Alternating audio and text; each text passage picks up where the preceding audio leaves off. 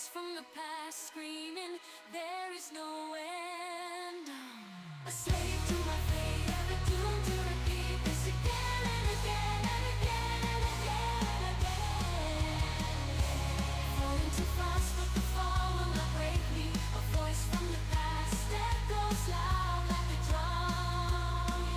No more goodbyes, I am tired of waiting. Now open my eyes, one last time of waiting. Now open my eyes. Here I come.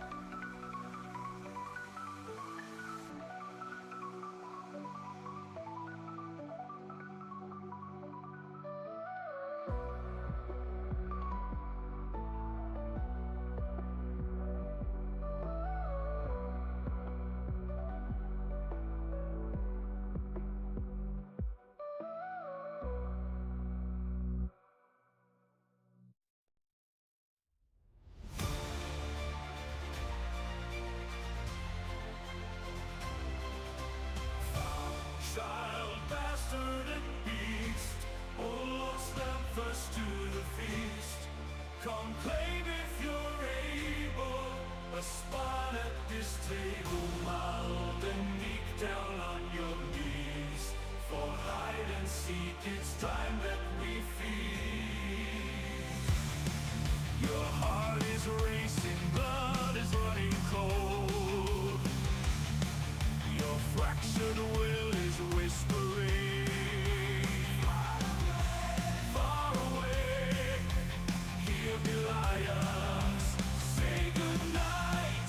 With each bite does your sanity die, sucking the life out, letting the dark inside. Say a prayer as the light leaves your eyes, or scream all you like, your lightning can't hear you scream. Now scream, your lightning can't hear you scream. Now scream, now scream, scream to suicide, don't choke on your pride. Scream, scream, now scream, yeah, I'm gonna watch you bleed.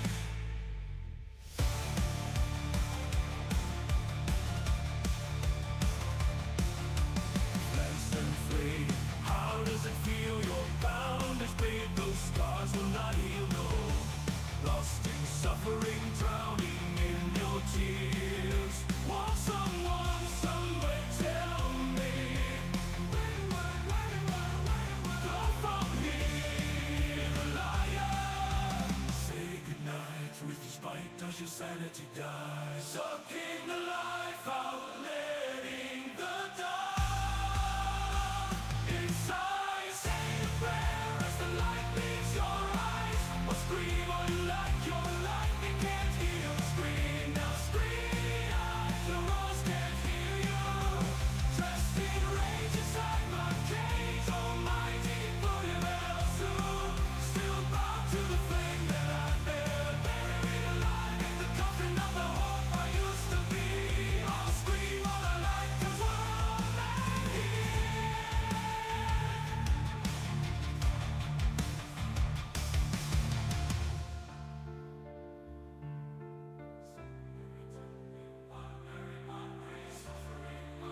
Forever falling into my mind, deeper, deeper.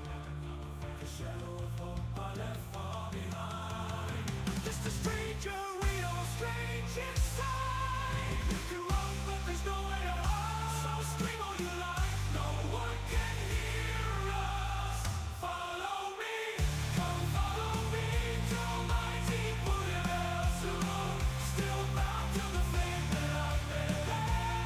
No release from this empty waking wonderland. Scream if you like, 'cause we're all men here. Scream all you like, 'cause we're all men here.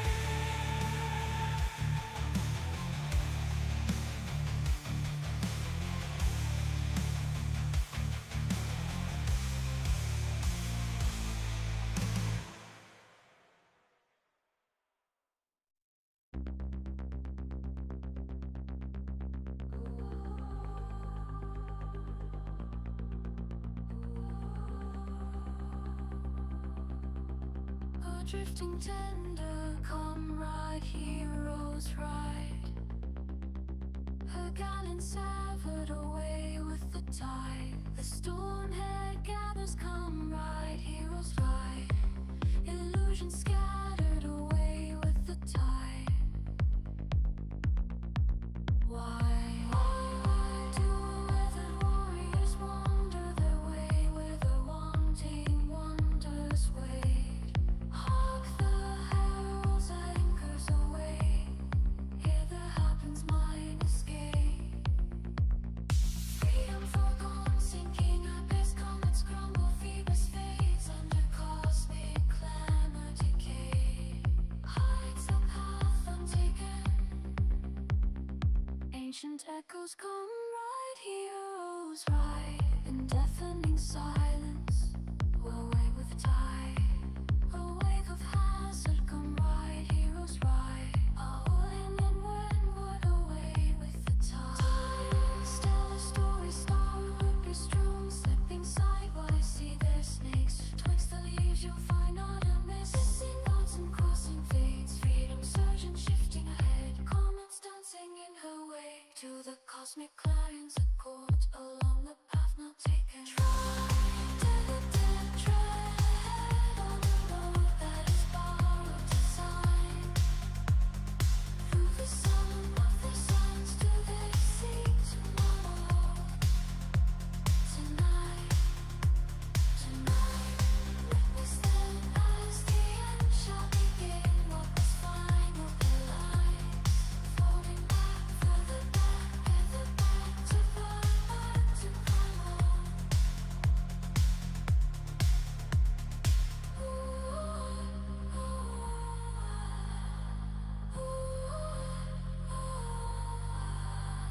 Come ride, heroes ride, ride with the tide. Come ride, heroes ride, so far from home, away with the tide. Come ride, heroes ride, so far from home, away with the tide. Come ride, heroes ride, to my final escape.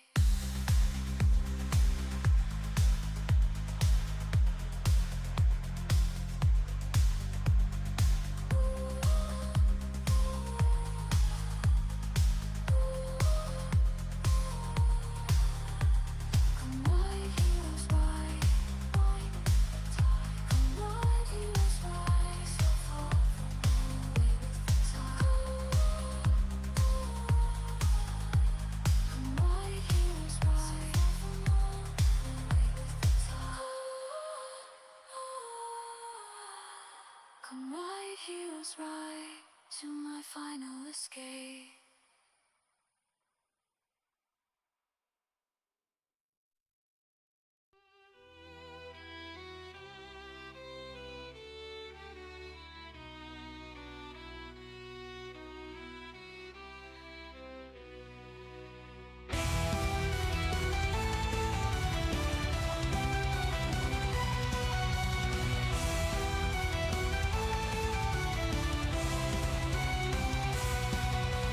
Staring at death, I take a breath. There's nothing left. Now close my eyes for one last time and say goodbye. Lying naked while the snow falls all around me. Drifting closer to the edge, but she won't have me. Wake up and sweat, full of regret. Try to forget these memories lurking beneath, lost in a dream. Unchosen paths, a broken past, forspoken wrath. The pain won't cease, I'll find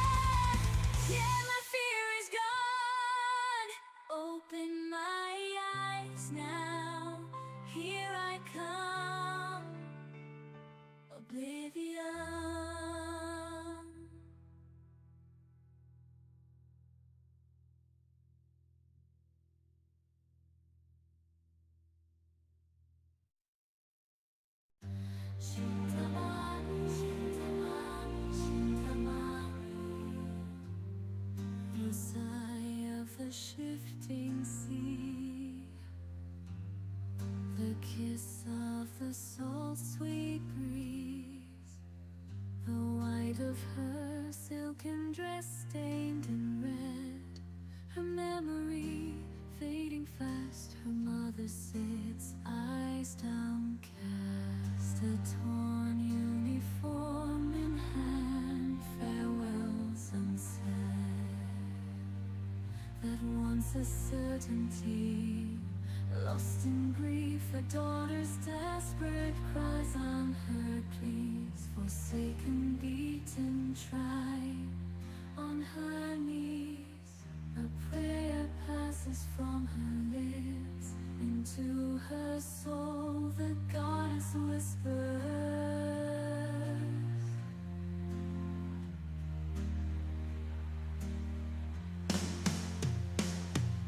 A heartbeat without harmony is moonlight without dark. The heart seek of equilibrium. With balance will your worry part. So still this broken melody, and there will shoulder thee. One last step, only leaving an empty heart down by the sea. Empty heart down by the sea. Shintamani. Shintamani, Shintamani, Shintamani, Shintamani. Legacy of the lack, a continent in flames, the shores of her homeland stained in red. A memory fading fast, her people's hope, eyes downcast, a shattered faith renewed in goddess grace. We pray. Shintamani, Shintamani, Shintamani, Shintamani, Shintamani. The late once a certainty, lost in grief, the people's desperate cries, unanswered pleas, forsaken, beaten, tried, on their knees, a prayer passes from their lips to their souls, the goddess whispers. A heartbeat without harmony is moonlight without dark.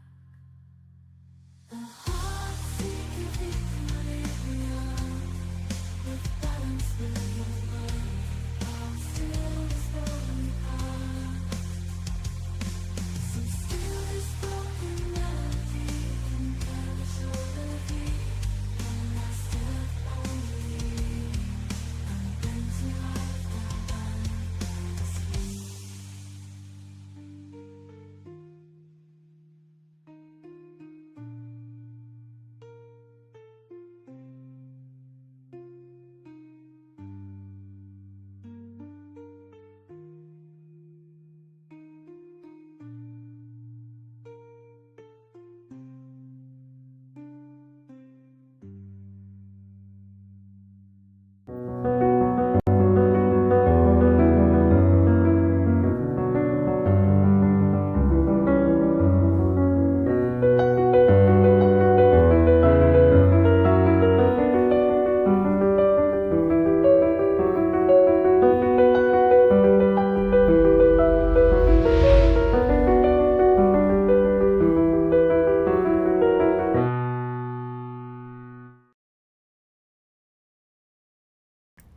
Hello, everyone, and welcome to LoreLines, episode 123. Today we are joined by Pyromancer.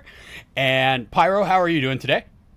I'm doing great, man. I'm doing great. Thank you guys so much for having me, and I hope you guys are doing well also. Thanks again. Awesome, awesome. Here we have Ayumi and Shadow Meowth. So first, let's recap really quick. What have we been up to this week? Oh Yep. man, lots of lots of WoW, but also yesterday streamed some Final Fantasy and did Arcadian. So kind of getting back into the swing of things. Arcadian was well, in one word, it was amazing. So yeah, nice to get kind of refresh back into the world a little bit, and I'm excited to talk about things today. Nice, nice. Meowth, how have you been? What have you been up to this week? I see you've been streaming Mm, Pokemon. I have been streaming Pokemon Mystery Dungeon, yes. And, well, I don't really have much to say. I sat down and drew something like for after a while, a month ago or so. But yeah, so that was like a good moment for me to I'm going to unrest myself because after to be fair, after Dawntrail, all I've been whipping my tablet out for was for drawing concept art of my theory crafting. So It's cool that you do that, though. I forgot that I had this like little Derek avatar here. That's so cool. It makes me smile when I saw that. I forgot about that. So yeah. Yeah, I we were mean, going I to ask can't- if you wanted to update it. No, I mean I would just leave it. I think it's awesome. I thought it was pretty great too. So I was like, you know what? Derek. Derek is great. Yumi, what have you been up to this week? Getting ready to move. I've moved in about 2 weeks, so I've been packing things up. In addition to that, just kind of going back and forth between Final Fantasy XIV and WoW. Same Awesome. actually. I'm actually moving too. I forgot about that. So I feel that too. Awesome, awesome. I've been bouncing around the country. I was in Seattle for a couple of weeks, and then I was in Jersey. So I'm finally back here to get settled. And then next week we're going to be out at Gateway Fate. So very excited for that. So yeah, let's jump right into it then. Yumi, go ahead, and I knew you have some things you want to talk about. Well, I'm going to save my kind of segment till the end. Okay, So- fair enough. All right, well then, So- Pyro, I'm going to jump right into it then. What are your thoughts Sure. on Dawntrail as a whole? Overall, I think now that I've done some of the end game content, and full disclaimer, I haven't done the expert dungeons, and I still haven't done I guess if there's like a variant dungeon or any of those things, I haven't done any of that yet. So I'm still limited in scope in my experience of it, but obviously I've done all of the MSQ and now the raid series.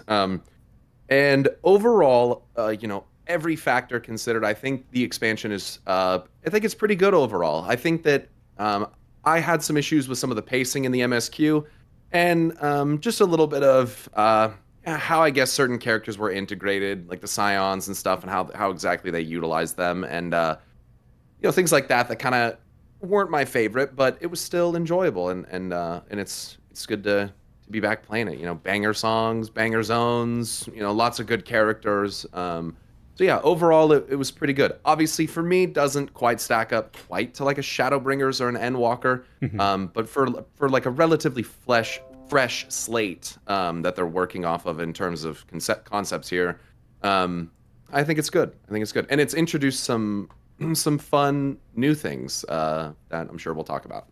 Oh, yes. Absolutely. So I equate Dawntrail a lot to ARR. I think it's very much in that scope of we're not in the payoff period anymore. This is more a lot of setup. So we're not going to get a lot of answers or resolution to the things that are introduced right now. But it's mostly just laying groundwork for things to come. So Yeah, on the I same would agree with page, that. I absolutely agree with the writing not necessarily being the strongest, in particular with characterization. I feel like they could have swapped around any of the Scions and it wouldn't have really mattered who had done Yeah, what. agreed. With the so, exception of Kryl, obviously, for her Yeah. story, but yeah, I totally agree. Yeah. So, I felt like a lot of the motivations weren't really followed through on as far as characters go. Pacing, I kind of shut my brain off for the first half of Dawntrail, and I was like just enjoying the adventure in this new place. But after the first act finished, and I was like, okay, that's Dawntrail, and now we're in a new expansion where things are actually happening. So that's kind of how I viewed it. So yeah, I like it. Yeah, I think personally one of their look, it's easy to complain and express grievances about Dawntrail, but I want to remind everybody, I think as well, that we do so obviously because we are absolutely in love with this game. Yeah. and it comes from a place of love and wanting for something to be better and all those things. I really think personally one of the biggest mistakes that they made was showing Solution 9. And I've said this on my stream too. I just it sets this precedent for like, okay, that's hyper advanced. I don't know what that is. I know that's coming. It has this clear purple aesthetic. And until you see that, going through the story, you're just like waiting for it. And like, I felt like it's all right for building anticipation, but when you have such a stark contrast between the beginning of the expansion and that more localized world building, as soon as it shifts away from that, you're like, okay, now here we go. And I don't think that's necessarily a good thing after being 40% into the main story. But it's like dropping Amarat early on. Yeah, or giving hints, or at least showing it, showing pictures of it and being, like a thing and being like, oh, I wonder what's that. Right. And but we're inevitably going to talk Amarat for Dawntrail, though. No, but the concept of it. Yeah, I do understand. A really cool zone. I do understand why they showed it, though. They were worried about not having enough hype for the game, or having something to grip people. And I admit, I wasn't super hyped for Dawntrail until I saw Solution 9. Same. So I was like, why is that there? It does not fit anything at all. And I need to know what that is. So and next you came yelling at me. Yeah, I did. I was like, meow. And you were like, I wasn't paying attention. What I missed? I wasn't even in you guys' Discord at all. I was in Pyro's Discord. We were deciphering Eorzean text. I spent, yeah. Go ahead. No, I spent 30 minutes when I was playing through Dawntrail because I was streaming it. 30 minutes with Meowth translating the text on the back of Spheen's outfit. Yep. Yeah, as soon as I saw that writing on there, I was like, don't know what that says, but that needs to be understood. Whatever that fucking says on there. Yeah, so I love that people were on that too. WoW had a similar thing where there's an Arathi Codex that can be found up in the Priory of the Sacred Flame in it. And it was also that was translated as well. So there's a lot of stuff about WoW hinting at Arthurian legend and myth and stuff. Like nice. The current emperor of the Arathi's name is Thoradin. So there is that.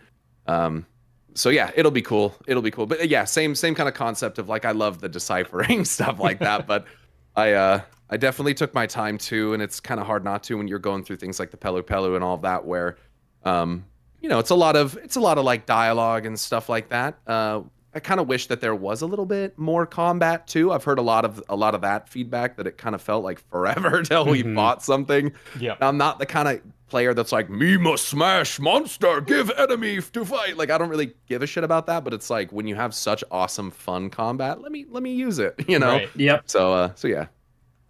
No, absolutely. And I did hear that complaint a lot, that the gameplay segments felt a little spaced out. For me, while it didn't really bother me individually, I understand why people are upset by it, but a lot of the scenes that should have been voice acted were not in Dawntrail. Yes. And that kind of bothered me. I was getting mad. I was honestly getting pissed. Like, I would, especially because as you guys might know, like, if the character doesn't have a voice, I'm giving the character a voice. Yeah. So I was working fucking overtime. It was exhausting because I'd come to these cutscenes with fucking 8 characters in them, and none of it's voiced. Obviously, I mean, that's a lot of characters to cast for one scene. I understand, but I'm like, oh my god, chat! Like, I have to fucking voice all of these. Like, right. I have to do 6 different variations of a British accent. Like, what is this? Like, and so yeah, I was getting pissed. I'd like come across a scene and it's like, this is not voiced. You've got to be fucking kidding me. So yeah, not to be too much of a downer on the whole thing, because I do like the expansion, but that's a great point, and that was really, really wearing on me by like 2/3 of the way through the game. Some scenes I just started to give up on character voices because it was just too much. Yeah, and I felt like a lot of the really important cutscenes that should have been voiced weren't. In particular, the one that stands out to me is the one where you find out about the Yakwe expedition to the north, and they talk about the plague and everything that happened there and the murals on the walls. And I'm like, that's really cool. I'm gonna go revisit that in the Unending Journey, and it's not there and it's not voiced. Yeah. Even and that it kind of reminds me, of a similar situation of when when Emmett Silk takes us through the cave and the Katana Ravel and Mhm. talks about the things on the wall, and it's like, and that's all voiced, and it's Right. like, damn, I just kind of wish, very same kind of thing. Really wish that was voiced, but yeah, I know it's expensive. People always say voice acting is expensive, and it is. I get it, but it also is. It's worth it. Imagine playing a Absolutely. game like FF7 Rebirth and having scenes that aren't voiced. Like, how Right. weird would that be? Or, Yeah, voice But acting the and budget music. for something like that's probably much more.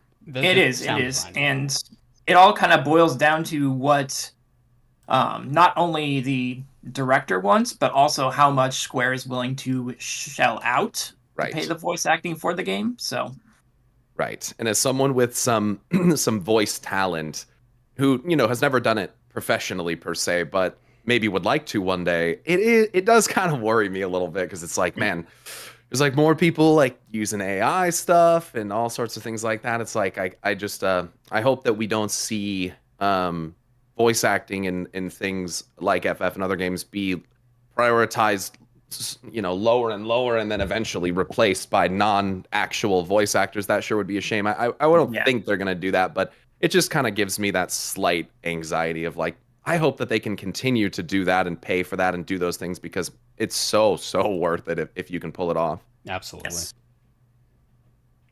All right. Shall we go into the first point of today's bulletin? Yes.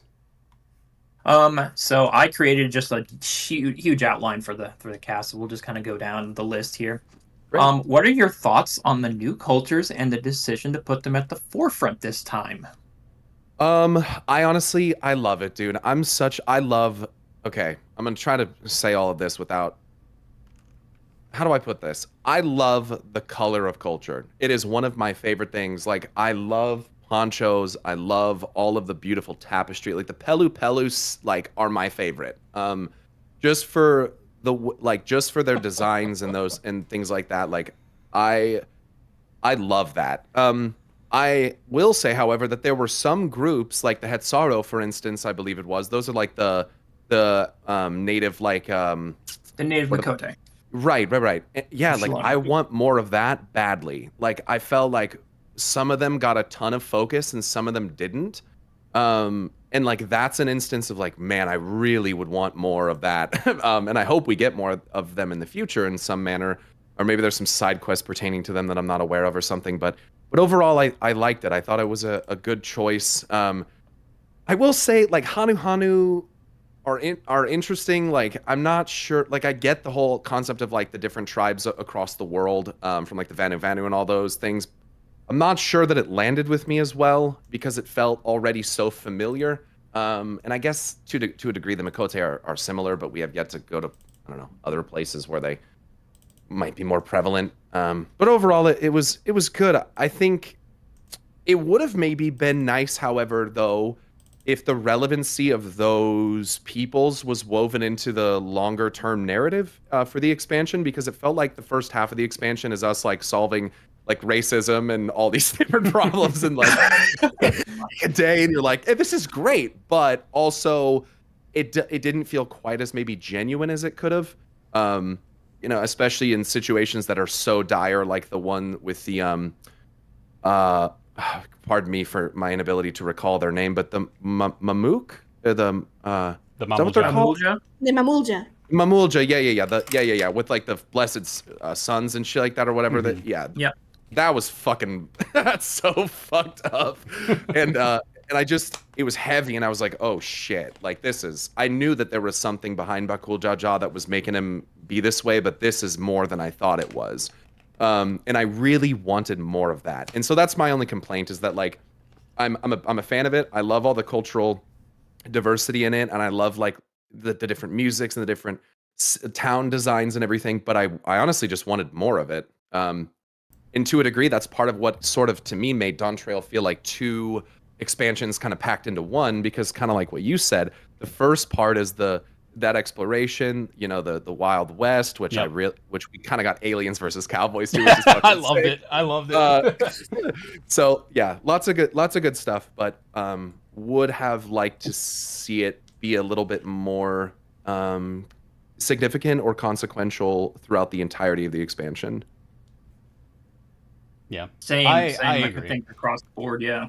For me, it was kind of bizarre for me, and the cast knows why. And I keep saying that, the colorful ponchos and stuff is great, but that's my background and my culture, and so seeing it integrated into this game was just a very surreal experience for me. And it's like, Yeah. even looking at the crafting gear, I'm like, that reminds me of the kind of stuff my grandma used to wear. So Really? That's yes, so cool. yeah. So They did. It sounds like they did a good job on that. Then. They and I did, can't yeah. speak to that because I'm white bread as fuck. So Same. what do I know? But I mean, like a year before Dawntrail came out, I was like, are they going to get it right? Because they've had a history of introducing cultures based on real cultures and not doing it necessarily in the best way.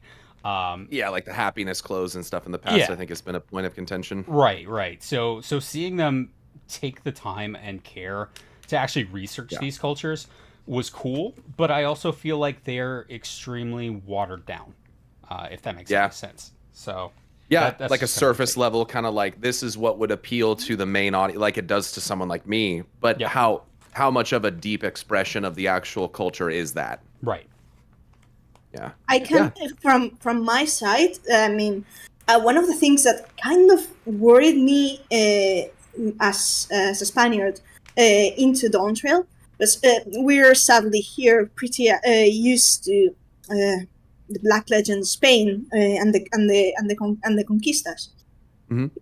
So this is actually, I don't really want to go into the the depth of that. But it's much more complex and not as grim as certain aspects of history like to paint.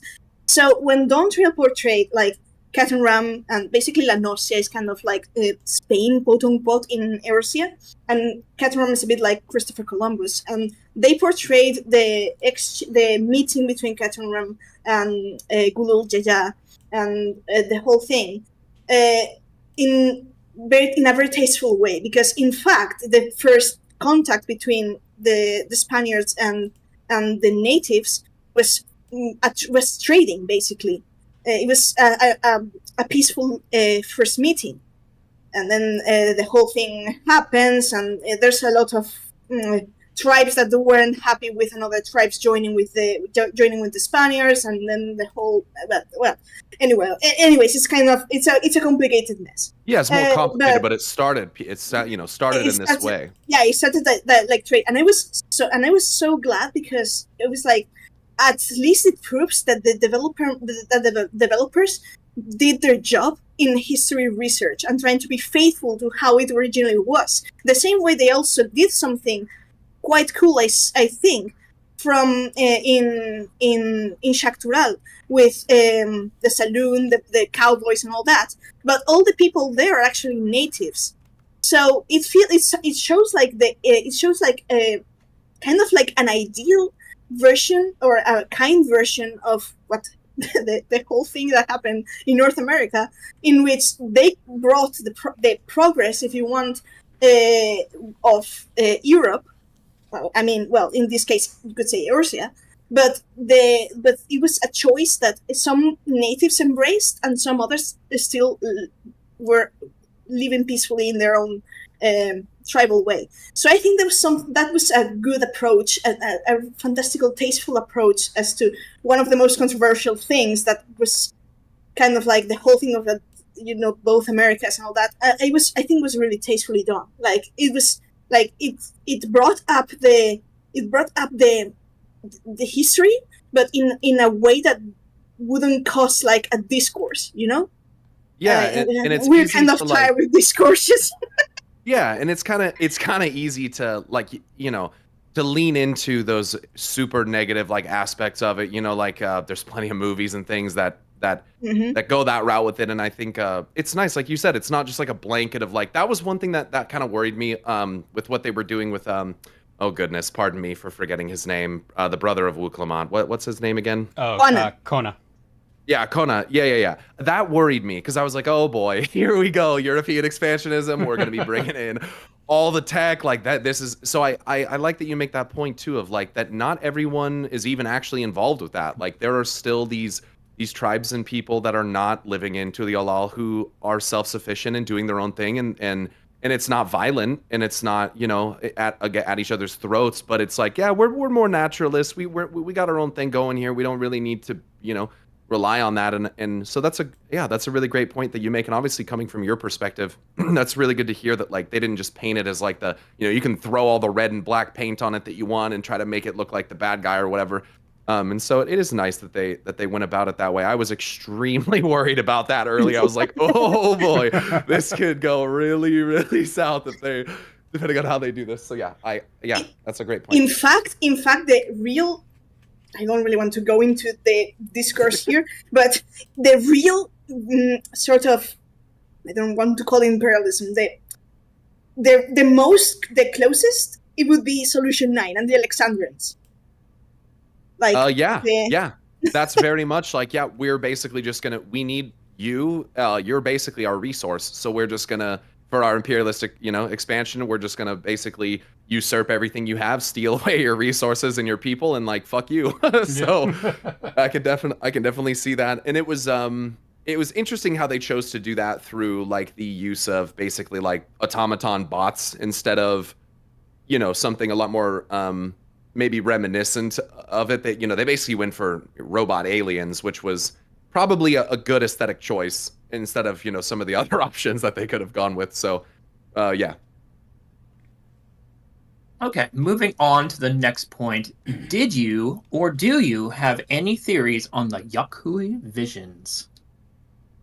Yeah, so that was something that they kind of bring up, and then I think let drift off. Yeah, Alice or Y'shtola mentions it like one time later. This must be what they were talking about with their visions or whatever. Yeah, very interesting. It kind of makes me think about like I don't know. I'm personally like a bit more of a naturalist, and so I think of like the native people and their connection to the land and how their hearts are sewn into the very soil beneath their feet. And I guess to me it spoke of the idea of like almost like shamanism or this connection to something that is kind of not understood through maybe the arcane lens of ether that we kind of are often familiar with. So I guess theory wise, I guess where I would look at it is like what's the power of a people's connection to their land, and what perhaps could be found within that land that could allow them to see things or witness things or be connected with something that they otherwise didn't know was there. And so I guess to me that's kind of what it sounds like. I don't know if they were like fucking taking peyote and like sitting by a fire and like in a crazy ass fucking trip, or if these were just random dreams. So I think it's fascinating to consider, and I guess it is something that they really just kind of like brush off and don't really come back to. I have thoughts on this. So it's implied when we get to living memory that they've drained life ether before. But if they had drained an entire world, they wouldn't need to be coming to the source just yet. So it hasn't been an entire world. What I think was that the dreams were an attack. So they lured them to a place in Jacques Tarral where the ether was thinner, and that the disease that afflicted the Yakui was actually Alexandria draining their life ether across the rift. Oh, that's interesting. And they were just like subtly fucking siphoning from them and like via this thin veil. That's pretty cool. Yeah. So I like mean, that idea. It's not proven. It's just kind of something. It fits with the pieces that we've been given, but of course nothing's been confirmed. It's just my speculation. But I think that would be really idea, cool, considering because that shows beforehand that yes, Alexandria was hostile to life on the source. They killed people on the source before they ever crossed over. Yeah, even if we didn't even realize it. And that being kind of the lure to the Golden City, it leads to really that kind of, I guess, leads to the domino effect of them actually manifesting here. Right. Yeah. Yeah, that could very well be, and I like that that concept of like reaching across the boundary, even if so subtly that it's happening, unconsciously. That's a really cool idea. No, that's just me. So But I- for the whole thing about okay, go. no. No, I was just going to mention you haven't done the Pictomancer quest jobs, right, Pyro? I have not. Okay, so I'm not going to spoil it, but in terms of the dreams of the Yokui, play the Pictomancer quest job quest. Okay. Yeah, it's definitely on my list. I forgot that I even had to do them because I came back and I was like, "What's that blue quest on my bar?" I was like, "Oh shit, yeah, I should probably go do those." Yeah. I should do those too because I have not done those. You should. Okay. Like both Viper and Pictomancer, you should play those quests. Picto, I'm particularly I'm. Never mind. I was gonna make a pun. I'm gonna roll Do that it. back. Do it. Do it. particularly, I'm particularly fond of that because it kind of gives big vibes of like just creation magic and like something that's coming like straight out of the soul kind of thing. So Picto for me that's honestly why I chose it, because I was like, that's creation magic, like, or an offshoot of it. I love your brain, mate. Yeah, I can't wait to do it. I can't wait. This next one relates to the previous one. What are your thoughts on the glowing rocks embedded in the side of the mountain in Urkopacha? Oh, so is this something that you can see like down from the zone then? Is that what you're When you go into the dungeon, you see all that glowing vegetation, those glowing rocks embedded in the side of the dungeon. Uh-huh. What were your thoughts on those? Did you recognize them, realize them? Did you just kind of shrug them off? So admittedly, I have done these dungeons one time, and it's been about 2 months. So I can only loosely remember what you're referring to. Which dungeon? The one in Urkopacha? What's it called? Workhorse Armor? Yeah, Warcore Zormor. And I'm logging in. real quick. Well, this is exactly why I take screenshots too. So let me go ahead and bring them up and put them in the chat for you. Oh my god, my Warcore Zormer. My Final Fantasy is so loud. Holy shit, hold on. I want to get logged in so I can hear you. But yeah, if you have, by any chance, if you have like an image of that, what color are they? I can't remember. In guest collab, I'm going to drop a few images for you. Oh, sure. Thank you. Because I do have an idea about crystals and underground, and I mean, it's something we've seen in Final Fantasy before, so. And it's something I think that's happening to a degree in World of Warcraft too. Where once I see these images, but let's see. Here you go. Oh yeah, these remind me. So, just straight off the rip, some of like the shaping of like the crystals, it almost looks subaquatic to me. It almost looks like coral, or something that, you know what it reminds me of to a degree, I guess, is something from FF16, but it's not actually related at all. But yeah, in terms of like their shape, it almost seems like I don't know, like almost like a flow of ether, or it almost is like plant-like or tree-like looking to me. I guess the vibes that I get when I look at this stuff is like life stream leaking, or like the ethereal sea like leaking into reality, possibly. It looks like obviously purple and blue, so maybe leaven and like water or ice or something, or it might just be like I don't really know what the ethereal alignment of this would be necessarily, but it definitely looks a lot like lightning. And it's purple, so it's like dark. It's like it reminds me actually of like Zodiac crystal. Actually, they had that idol that they put in the chrysalis that looks like it's made out of almost the same purple rock. But I don't know if any of that's related at all. But yeah, I guess I just think like maybe like etheric eruption, etheric breach, life stream energy or etheric energy breaching out of the world. I don't know. That's kind of where my mind goes with that. Meowth, do you want to kind of elaborate on this? Kind of pick his brain a little bit more on this? Well, I mean, aside from going into speculation, there's one thing that's fairly clear. It's like the similar crystal formations are just blue, Dropping but a few more. can be found in the dungeon of the Ether Font, like the Isle of Ham, north of Charlian. The last zone is almost this. I think it's this exact same shape, but only blue. Here is where we see this violet color that is indeed associated with darkness, and also with lightning. Since you I don't know if you recall. Surely you recall the whole elemental wheel and how lightning is the element closest to the astral polarity, thus closest Yes. to darkness, and ice being the umbral closest to the umbral polarity, thus being light.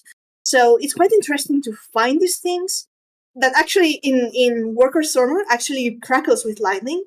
So this could be easily astral crystals or lightning crystals that may be closest to darkness, to what we understand as darkness, like the I mean, it's not exactly an element, darkness in 14. It's basically Like polarity. the power of life in a sense. So it's quite interesting. So when you mention the ethereal sea, that's something. But this is theory crafting again. I don't really want to. That's what we do, right? That's I mean, exactly what we do. yeah, but I don't want to. I don't want to overpower the discussion with my rambles. So. Sure. But yeah, I mean, when you were mentioning the thing about ethereal sea, I was like, this is more or less where my thoughts are going. But yeah, I think I'm going to leave it at I think the ethereal sea is not actually the real ethereal sea. There, I said it. Oh, interesting. Interesting concept. You know what it reminds me of a little bit? You know, kind of what you're talking about. It reminds me of World of Warcraft's Azerite, which is a power of light and darkness, creation and destruction, order and chaos, and it's basically all in one. So it's basically it's like the two most defined polarities or broad polarities of the cosmos, like bound together as one power. So when you look, I guess to a degree, you know, I guess it could mean nothing, the blue essence in here, but maybe even this is like a blend of ether, of, you know, light polarity ether and dark polarity ether. I wonder if it's maybe even like a subtle suggestion of like light and darkness can be melded together. They don't have to be always in direct opposition, and there could be substances that maybe better represent that conjunction of forces. And hell, maybe I'm don't know if I heard you right or my perspective on this, but there is technically also like there's more astrally charged lightning and more umbrally charged lightning as well, right? So you know, my memory could just be failing me here, but perhaps this is maybe this is what you said, a manifestation of less actively aligned lightning, something that's more, I guess in this case would be more umbrally aligned, something that's more static. And therefore perhaps takes a different kind of form. But yeah, that's just kind of a rambling kind of relation, I guess, that I would come to. And yeah, I don't really recall the ether font. I mean, I remember the outside of it very well. I don't really remember the final area of it. But yeah, I mean, it gives me vibes of like ether leaking out from somewhere. It's coming from somewhere, and whether or not it's a blend of ether or a different type of alignment of ether is I'm unsure. But yeah, I would love to see more concepts of them like taking elemental things and like showing us, you know, what does more active ice look like versus more passive ice? You know, what does umbral lightning, you know, how does that compare to astral lightning? And if you start taking these elemental forces and then blurring them together and mixing them, then what do you get? And World of Warcraft is really exploring that concept right now. They're building the blocks of that really heavily, where it's basically the idea that like you take, you know, X power and combine it with Y power and you get Z power. Well, guess what? If you take A and B and combine them for C and then mix them with X or Z rather, what do you get? And it's just this concept of like the infinite and myriad manifestation of power. So it would It's be alchemy. cool. Yeah, it is. It really, that's exactly what it is. And it would be really cool to see more of that happening in Final Fantasy because they've laid the groundwork for that like more than enough. So I think that'd be really cool. But anyway, yeah, that's kind of a little rant on that, I guess. I think No, that's a but I think fantastic it's- point. No, because- and it's a great take too. Yeah. So go. No, and you're absolutely right. And we do see, and I'm thinking about it now, we do actually see manifestations of both astral and umbrally aspected lightning. If you look at any zone, I'm thinking about the Dravanian Forelands, when there's a thunderstorm and you see that lightning that's very bluish white compared to when you go to Heritage Found and the lightning is purple. So you have very, very differently aspected instances of lightning here, and I love how you put forth this idea of you have both aspects crystallized here, and I think that's a fantastic take that I hadn't even really considered. Thanks. And it's really predicated on a base idea of like, what's the overall theme? One of the overall themes for me that they've been pushing in FF for a while is how like there is so much division. And WoW does the exact same thing. It's easy to look at a wheel and see each part of that wheel as its own individual. And it's hard to like loosen your grip on that and let it blend together.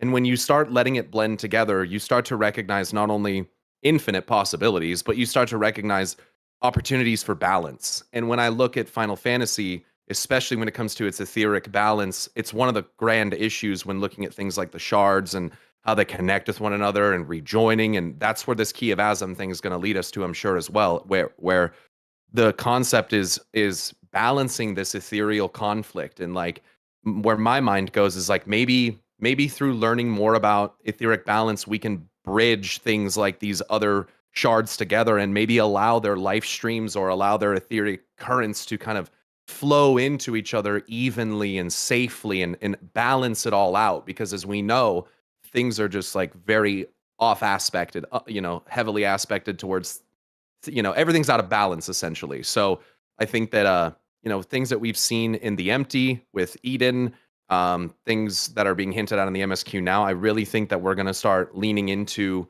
how do worlds quite literally bleed together, and how does that blood mix and blood, so to speak, and what is the result of that, and how do we bring balance to that? I am so glad you brought that up because we've been tossing about the idea of not necessarily natural rejoinings, but things that have been set in motion that are going to draw the shards together without any kind of guidance or a leading hand from the Ascians. Almost everything like fate. Yes, exactly. And it's funny about, what was it, right after Endwalker, I was like, I really want a story. It'll never happen. I really want a story about a shard invading other shards. And I was like, it'll never happen. Never happen. And here we are. So one of my prevailing little not any substance to it, but I was like, I want there to have been a sect of the Allegans that escaped onto another shard and they built a new empire and they come back to claim it. So what we got with Alexandria, I was like, that's kind of close. That's still pretty cool. So we talked about this on our episode with Anonymous, actually, when he talked to Koji. Koji more than implied that there is an Allegan colony out there somewhere because they had spaceships and they had space travel. So they have the Heimdall on the fucking moon. So with cosmic exploration, I'm holding my breath, waiting for us to discover a lost Allegan colony out there. Dude, I want it so bad. I want it. They're gonna be like, hey, how's Zonde doing? I so can get behind that. I can say, and really to lean into it more is like our role as Asm more than anything is about finding balance. And we are all powerful, but we don't tend to go into situations, disapprove of one side and steamroll them. We usually try to figure out if we can find a middle ground. And so I as well as everyone else kind of fell in love with Emmett Selk and wanted so badly deep inside, like, man, I wish that the Ascians could have found a different way. And this thing that we have just got, this relic, is like, dude, Holy fuck. Like, did Azem find a different way? Did he foresee this? Is this some kind of like echo loop shit? Like, what the fuck is going on with that? And I wanted to believe that the ideals and goals of the Ascians wasn't folly, but the method through which they would accomplish it was. And that's the hardest thing pill to swallow, is that like you could have conceivably saved everybody, but the method that you pursued fucking literally wiped out half of you, and then you were going to do it again. And it's hard. So I always wanted to believe that there was a way to naturally rejoin worlds, and I think that is what we're approaching. I really do. We are basically a microcosm. We as Azem and our shards are not only a microcosm, but directly associated with rejoinings, but I think a microcosm of the 14 shards and how the balance and connection between them needs to kind of come back together.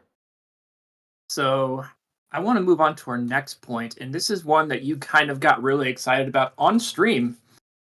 And I will open it up in the live chat again for you.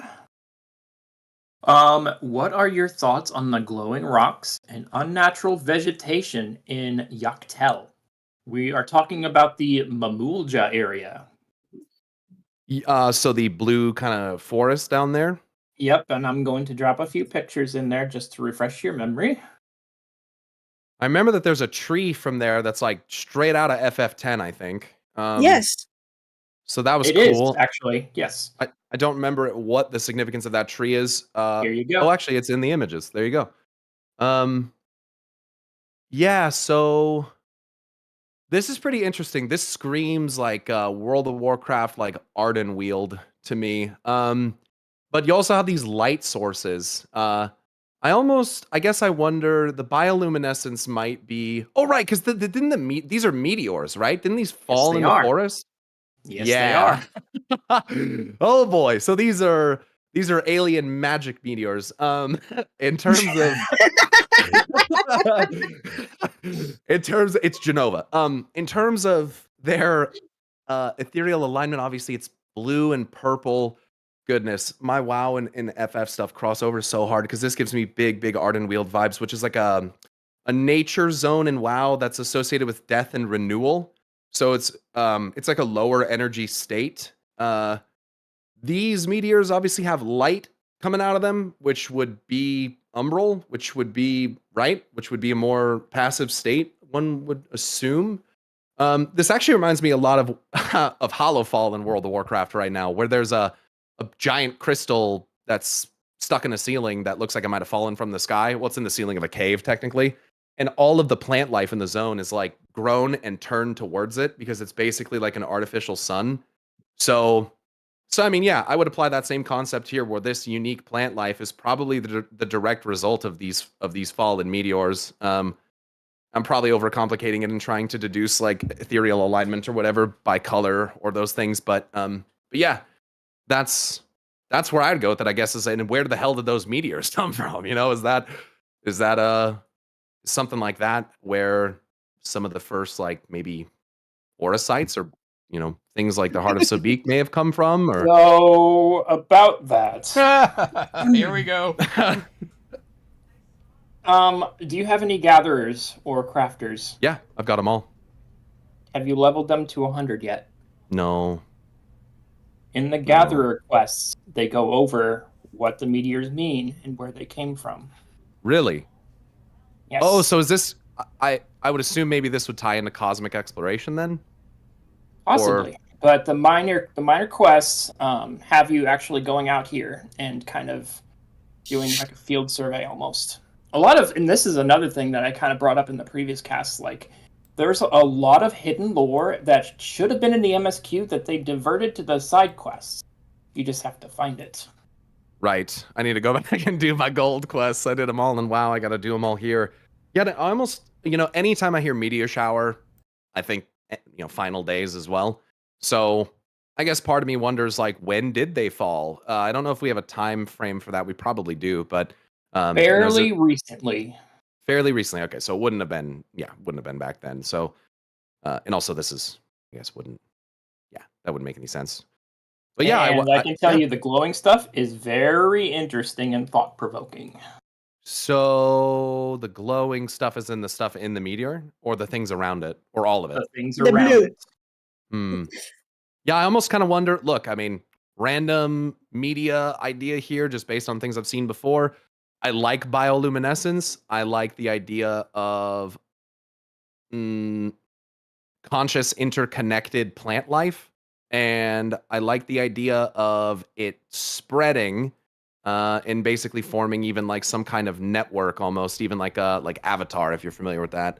Yes, but Um, I'm thinking of that in a far more horrifying sense. So thank you for that. Oh, yeah. Yep. No, that's what I mean. Fungal mind takeover type shit. Yeah. Yeah, that's what they do in World of Warcraft. They don't pull punches when it comes to the power of nature. Oh, And good.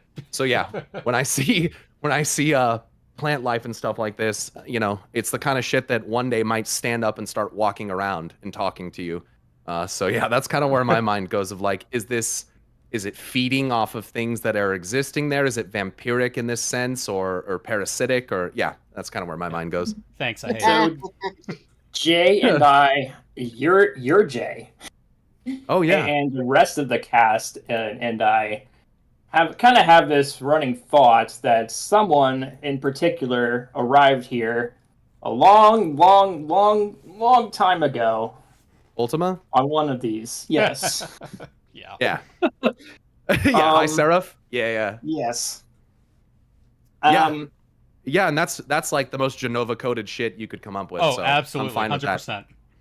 I'm 100% fine with that. I want Genova in this game so badly. I'm thinking we're close to getting Thanks to Eureka and some of the Bosnia quests, the Bosnia field records, we now know that Auracite is not of this star. Yeah. I'd say, yeah. Even Coming though from it's in space abundance everywhere, you can still find it everywhere for some reason. It's not of this star. It's interesting because Auracite can hold within it tremendous amounts of ether. Yes. This makes you wonder, what is Auracite And doing? It's Is it- also Yeah. It's also interesting because there's different types of it. I actually went over this in the video you were about to watch yesterday, but backed away really quickly. The first half was the part that I wrote about Auracite, where it's you have the different types that can like hold ether, and kind of like white Auracite, where you hold it, if you sever it, it kind of makes the thing inside it explode. Then there's the other kinds, which are the Ultima Auracite, which you pick it up and it enslaves you. It twists your mind and grants you power in exchange for free will. Yeah, and that reminds me a lot of those crystals that had sentience from the Ivalice raid, where like they basically they do that. This is again, I love these two games, but I'm gonna make a lot of comparisons. World of Warcraft does the same shit.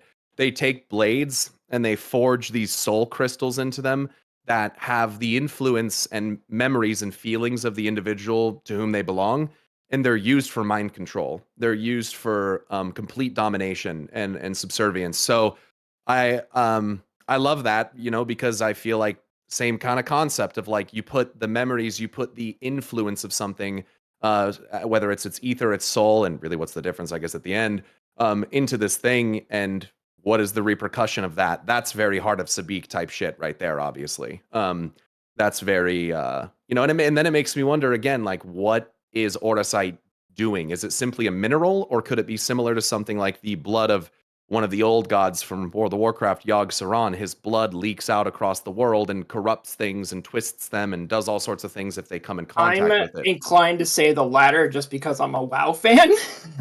And I shift to that because Corrupting blood. It's a fun concept. It's fun, and it makes me wonder, like, what is Auracite?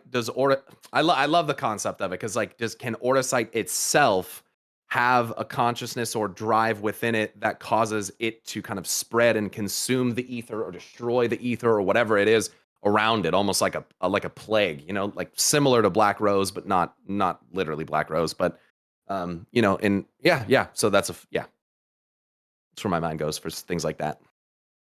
I would bring up something as another curiosity to have Pyro mull over. Sometimes music can tell you stories, so to speak, Of course. the title for the day theme of Jactel is called Emerald Under Sapphire. if you think of Yachtel, and it's a contradictory title. It's called what? I'm sorry.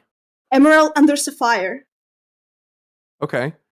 So if you think of Yachtel, of the two forests of Yachtel, it's actually inverted. Like Emerald is the upper, and Sapphire, the blue forest, is It's down. below. But it's actually inverted, the title.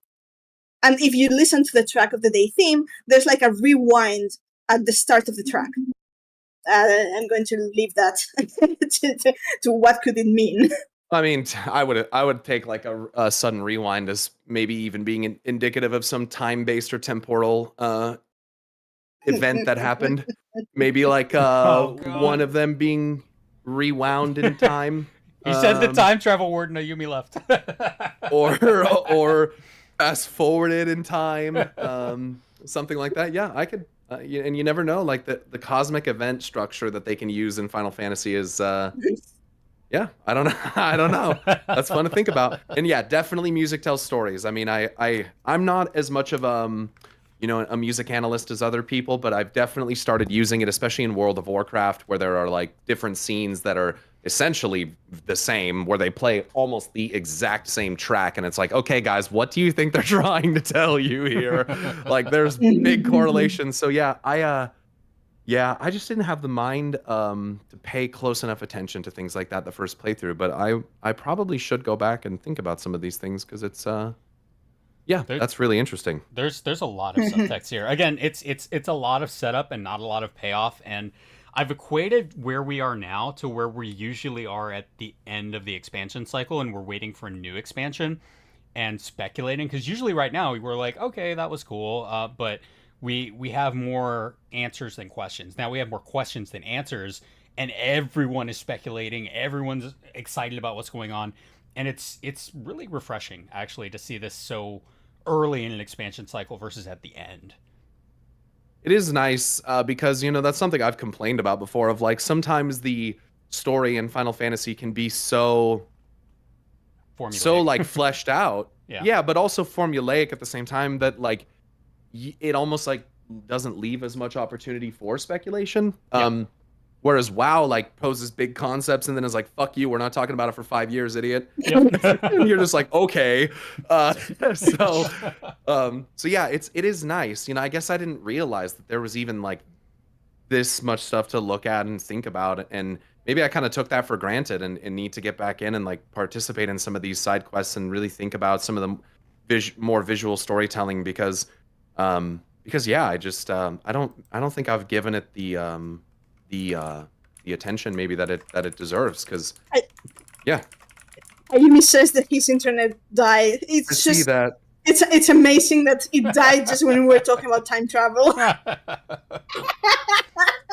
Perfect timing. Blame Norganon. So I love it. anytime I get DC'd, my chat's like, oh shit, the Titans got him. Like, Norganon got him. Norganon is onto you for exposing him and his lies. So I'm gonna move right along here. Sure. What are your thoughts on the entire segment of the Sky Deep Cenote with Buckle Jaja, and kind of how the whole atmosphere of the game just kind of does a 180 at that point after the reveal? I fucking hated that. Everything. Yeah, I hated that. It was one of those classic instances. The same. I make so many comparisons to WoW. I'm so sorry. No. Same shit happens in WoW, where like you go to the Tomb of Sargeras, you fucking open the tomb, you fight you do all the stuff, you go to Argus, you do that, and then we just kind of forgot that the pillars of creation were like just sitting in the tomb. And it very much felt like that, of like, well, here's the door. Like, we found it. Like, we didn't set up any defenses to keep it safe or like anything. Like, it did feel very silly. And it immediately gave me vibes of like, well, someone's coming and they're breaking through that door. And then literally not even an hour later, right after, there's a fucking scene of Zoralja doing the fucking thing. I'm like, are you kidding me? Like, are you fucking serious? I told you this was gonna fucking happen. But, I guess, how do the characters know? Like, yeah, I don't know. So that did kind of bother me. I was actually ranting to my chat about it. I was like, where the fuck are we going? Like, are you serious? I was like, oh, it's chore time. It's chore time. And then, Right. So yeah, it's like, Goodness. Yeah, I try not to blow this out of proportion, but that felt like a pretty big like break in the story. And I was like, okay, like this is the breather, but also like, can we go in? Yeah. Like, I will admit though that I kind of forgot about it for a little bit. Like, you learn about the gate and you see it, you go, you find it, and then the game kind of leads you elsewhere, and then the dome appears, and you go in there, and you realize you're like, after you do all that, you're like, wait a second, none of that was the Golden City. None of that. So I was like, wait, what? So wait, what is the? I was like, so the Golden City then must be the actual cloud, like that is the actual cloud area. Like that's where we're actually gonna go. And by the way, I'm just gonna say this: I fucking predicted the fuck out of this. Literally as soon as I had an NPC, I don't even remember what they were. Was it a Moblin? Was it a fucking? There's an NPC that says something about how the Yakui, they like saw, what was it, like they dreamed of a golden city above the clouds or whatever. It might have been the Pelu Pelu. And I was like, above the clouds, like a cloud server. And like immediately I was like, oh fuck, dude, like this is actually like a matrix that they built here. And sure enough, it was. And so I was giddy as fuck when I came to the realization. I was like, oh shit, dude, everything that I've done in Solution 9 is not the Golden City still. Yeah. So it paid off. It did pay off, but it did feel extremely silly, like walking away from it and being like, what the fuck? Like, okay, we're just leaving it. Yeah, so, yeah. I agree. I think we should have at least left a token research team there or something. Like, finding something that significant and then just leaving does not feel smart, for one, but it doesn't feel in character. No, and that's really what got me, was like, no one that's here, no one that, like, I don't know, I want to stay. Like, so I would agree. Yeah, it would have made more sense to maybe leave. And I don't remember who was with us. I'm pretty sure like everyone was with us at that point. Like I'm pretty sure Yustola and all of them were with us. So, it did seem a little surprising to me. And again, I think that just goes back to pacing. Like, actually, no, the science were not. I mean, aside from analysis, they weren't. Like, I recall the moment in which Stola and the Catman came in, because it was the moment I was like, oh, there goes my enjoyment of the story. I can't stand Hatia. So that was, so they came in after the invasion of Alexandria. So I know that surely Alfina and Alice were there, because Alice pulls out the please tell me it's not elegance again. And there was Lamat, and there was who else? Cryo, and likely Aranville, but yeah, not all of the science, I would say. Yeah. And when I see chat mentioning you can't access the gate without the keystones, that's correct. Yes, but are we so naive that we didn't think that like Zoralja was going to try to pull something, or that we didn't consider the threat or possibility? I guess we were just in contest at that point. You know, we weren't necessarily in a place where we're like, this guy is the evil or whatever, and like we must stop him. He was still, I guess, just more so seen as a competitor, and we didn't know what happened with Ket and Rom, so it is fair. You know, we didn't know that Zoralja had access to them. I guess just, and maybe it's a benefit of being the third party observer as the player, but like just kind of watching the events go down and then being like, oh, it just seems naive of like, oh, you know, nothing will happen. Like, surely Zoralja couldn't get the keystones and like show up, and I don't know. And we wouldn't, he's like kind of a rule breaker to a degree, or tries to, kind of do things to get his way about it. And I get not as much as Bakul Jaja was, but I don't know. It just seemed a slightly naive. But again, like, what are you supposed to do about it? You don't have the keys. We're supposed to wait around until Zoralja shows up, and when again, we don't even know that he has them. So I think that's fair. It's just I guess it's more of like a presentation and like cool for the player kind of issue. Canonically, it makes sense. Logically, it makes sense, but it's not necessarily like the most it's not like a great payoff, for I guess for what it was. And then to turn around and leave just felt like, fuck, we were like so close. But maybe that's even like a narrative trope of these kinds of things, like Lost City kind of thing. You find the gate and then you can't get in. Right. And, that happens in WoW too, with Alpha Rim trying to access the ancient and encoded Zereth Mortis of like he found the Great Gate but couldn't get in. So yeah, that's fair. Hmm. It didn't feel good as a player though. Yeah, I agree. I find that one of the parts of the story where it's like this is just a lot of very convenient things that are happening in a sequence that don't necessarily make sense, but they're there to move the story along. Yes. I felt that is right. That area is right in the area where I felt that way. Mm-hmm. Yeah. Yep. I think it's more important to me the cenote as not what happens in the cenote, but the things that happen during what is the cenote, and the things that happen, the visuals presented, that's actually important. Oh, sure. Feel relevant to me. Like its name alone. So you see, cenotes in Mesoamerican mythology, they're supposed to be gateways to the underworld. The first thing we actually find in the cenote is the graveyard of the many Mamulta babies. So that's kind of like it's proper that you find this thing like as part of the entrance. You find the ghost, and then you go into the quarry, and then you find the deeper parts. And its name alone is kind of like a contradiction, but at the same time it joins two concepts that should be opposite together. Sky deep cenote. Right, it's the opposite. Instead of going like deep into the earth.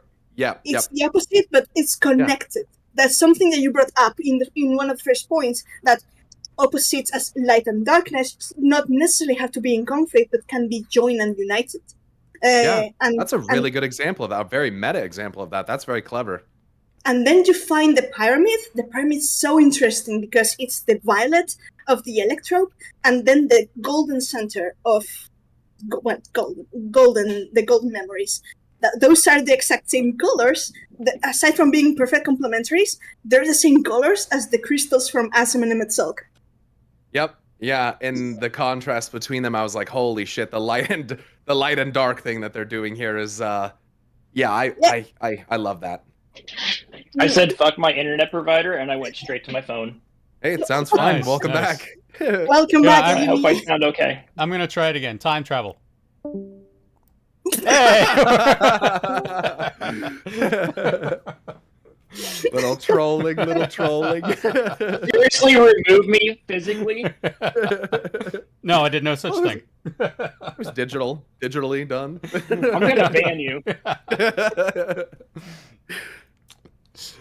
But yeah, that's a really great point, Shadow. The way that even in words they are taking the concept of, and that's a very, if I may say, a very astute observation as well there, that like they're putting their dead down there, and obviously it's a different culture, but like you said, this with the cenotes being connected to the underworld, and then I think of Emet-Selch in the underworld as well, so it's kind of hard not to go there with it.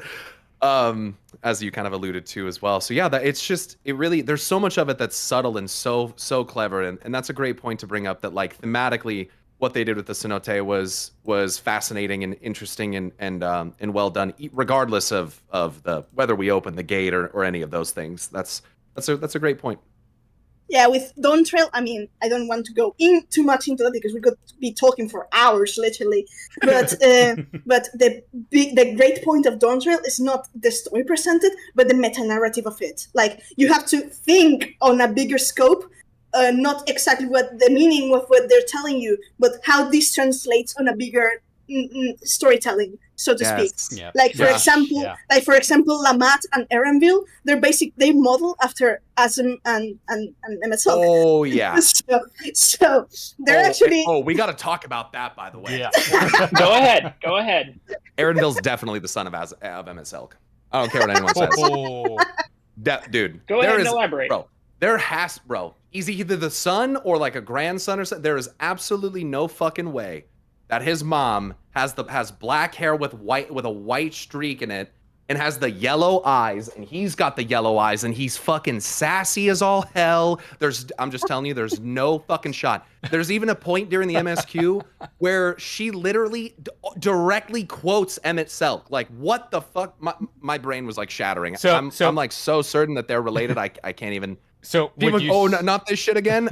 Look, dude, I'm fucking full sold into it, dude. So I'm would you full say sold that? into it. So would you say that that's where Aaronville's accent might come from? Yeah. Yeah, dude. More northern, more Icelandic even. I don't fucking know, dude. All I'm This saying is why we do that this. when I see patterns and when I see visual storytelling, I can't unsee it. And when I look at those characters, they are, to me, unmistakably connected to Emmett Selk. Like, there's just no way in my mind that they're not. Let me show you something. I have something that's it's in GIF form. Let me show you something in the I can't speak today. Fuck's sake.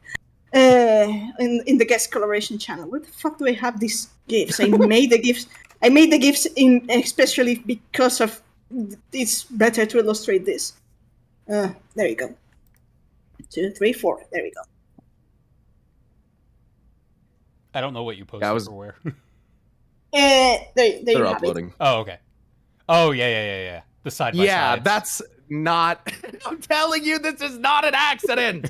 It's not. It's no, not. this is 100% intentional. You should. I don't know if you can show that to the stream. They've probably seen it before.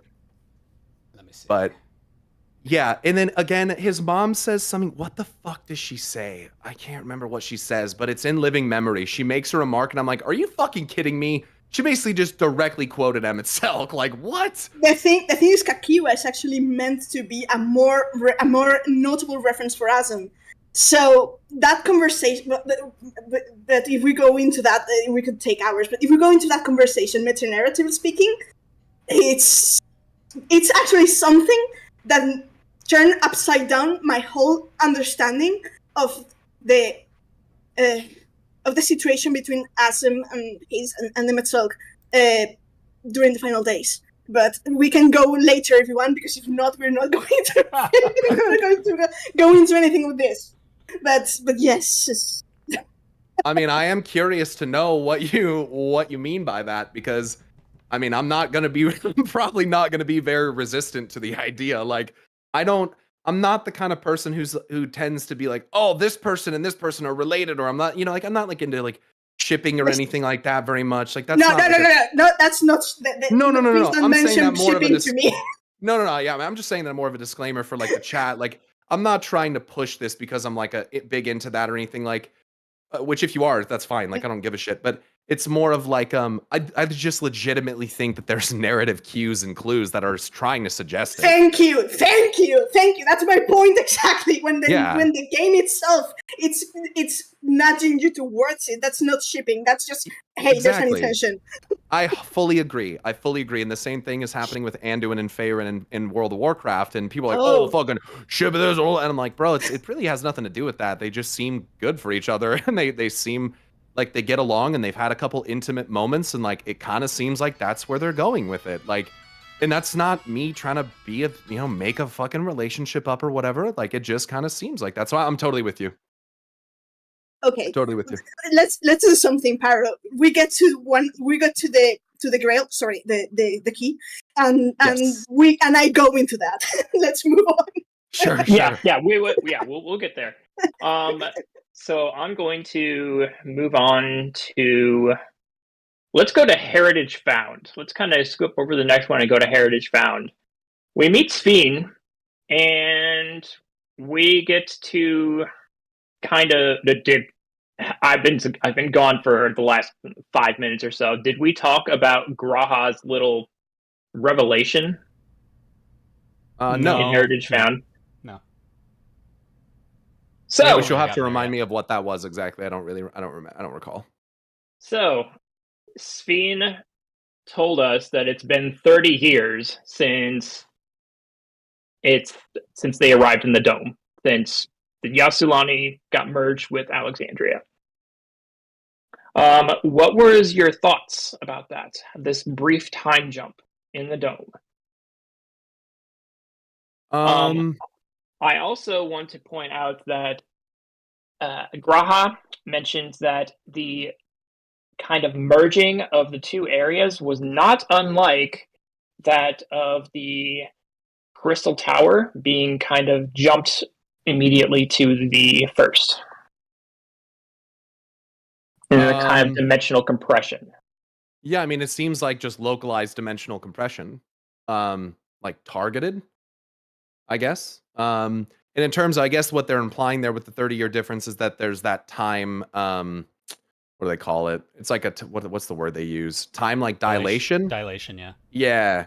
Yeah, so I guess looking back on it from what I can remember, I guess I probably associated it with that. I can't recall what Grahatia says, so I don't really know. Don't fret, I've got it here. I took so many screenshots of this damn game. There's lots of screenshot worthy stuff, especially this time around. Mm-hmm. Same in WoW, dude. You should have seen our channel server during the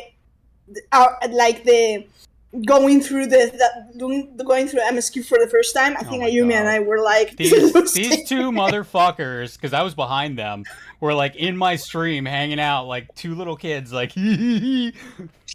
Shut the fuck up. I'm just adding to the reasons of banning you. So there you go. Okay.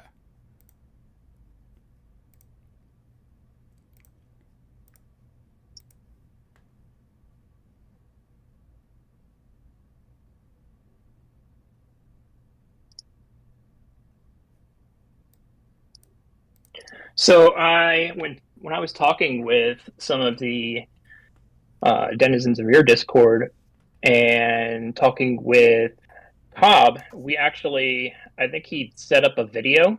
Cobb actually used a video, and you actually used a video too to kind of explain dimensional compression via the old cult film. What was it called, Cobb? Oh, I used Event Horizon. Oh yeah, Event that's Horizon. such a good fucking movie. Yeah, I've seen that I've seen that. So I've seen how like the wormhole concept works, where he takes the paper and pushes the pencil through it and all that stuff. Yep. Yeah. Except the paper doesn't come back apart; it just stays together. Right. So we're basically bending time and space, as Grahatia is saying, localizing with some extremely advanced and powerful mechanisms to bridge the world, and then obviously you have the relativity of time occurring there as well. Right. But what is the actual mechanism through which this was accomplished?